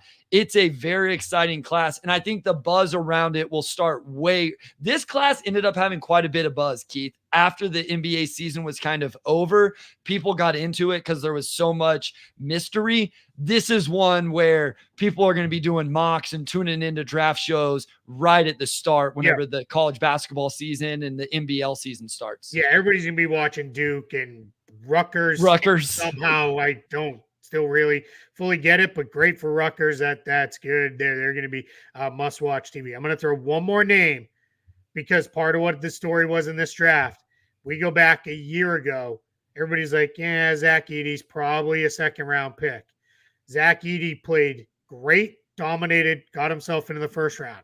Not going to say it goes this way because he's not going to win NCAA Player of the Year awards or anything. Ryan Kalkbrenner at Creighton. Yeah. He's going to play himself up the draft board because similar, big kid, great size, can do a lot of things. His challenge may be they lost Baylor Shireman. They lost Trey Alexander. They don't have all the same guys that they had, but I think he has a chance to really move up draft boards by the time we get there a year from now. Wouldn't be a surprise if he's played himself into the first round. He's like early second right now for most people, I think, in that range, but it's going to be great. Bryce, I cannot thank you enough, man. We're closing in on 3 hours. We went about as long as I figured we would go. Yep. This was fantastic. We gave everybody, I think, information that they ever could have wanted. Now we turn, at least me, focus turns to free agency. You'll turn to focus for Pistons Pulse coverage for the Pistons. They've got $51 million in cap space still after taking on Tim Hardaway Jr. They've got a lot of work to do. For them with this roster, we'll see. It could be a very busy day tomorrow for them right out of the gate. Samani Fontecchio did get his qualifying offer. We all knew that that was going to happen, but they're going to work out a long-term deal with him. But yeah, I can't thank you enough, man, for spending your entire morning with me here on Front Office Show, breaking down everything. We will be tapping into you.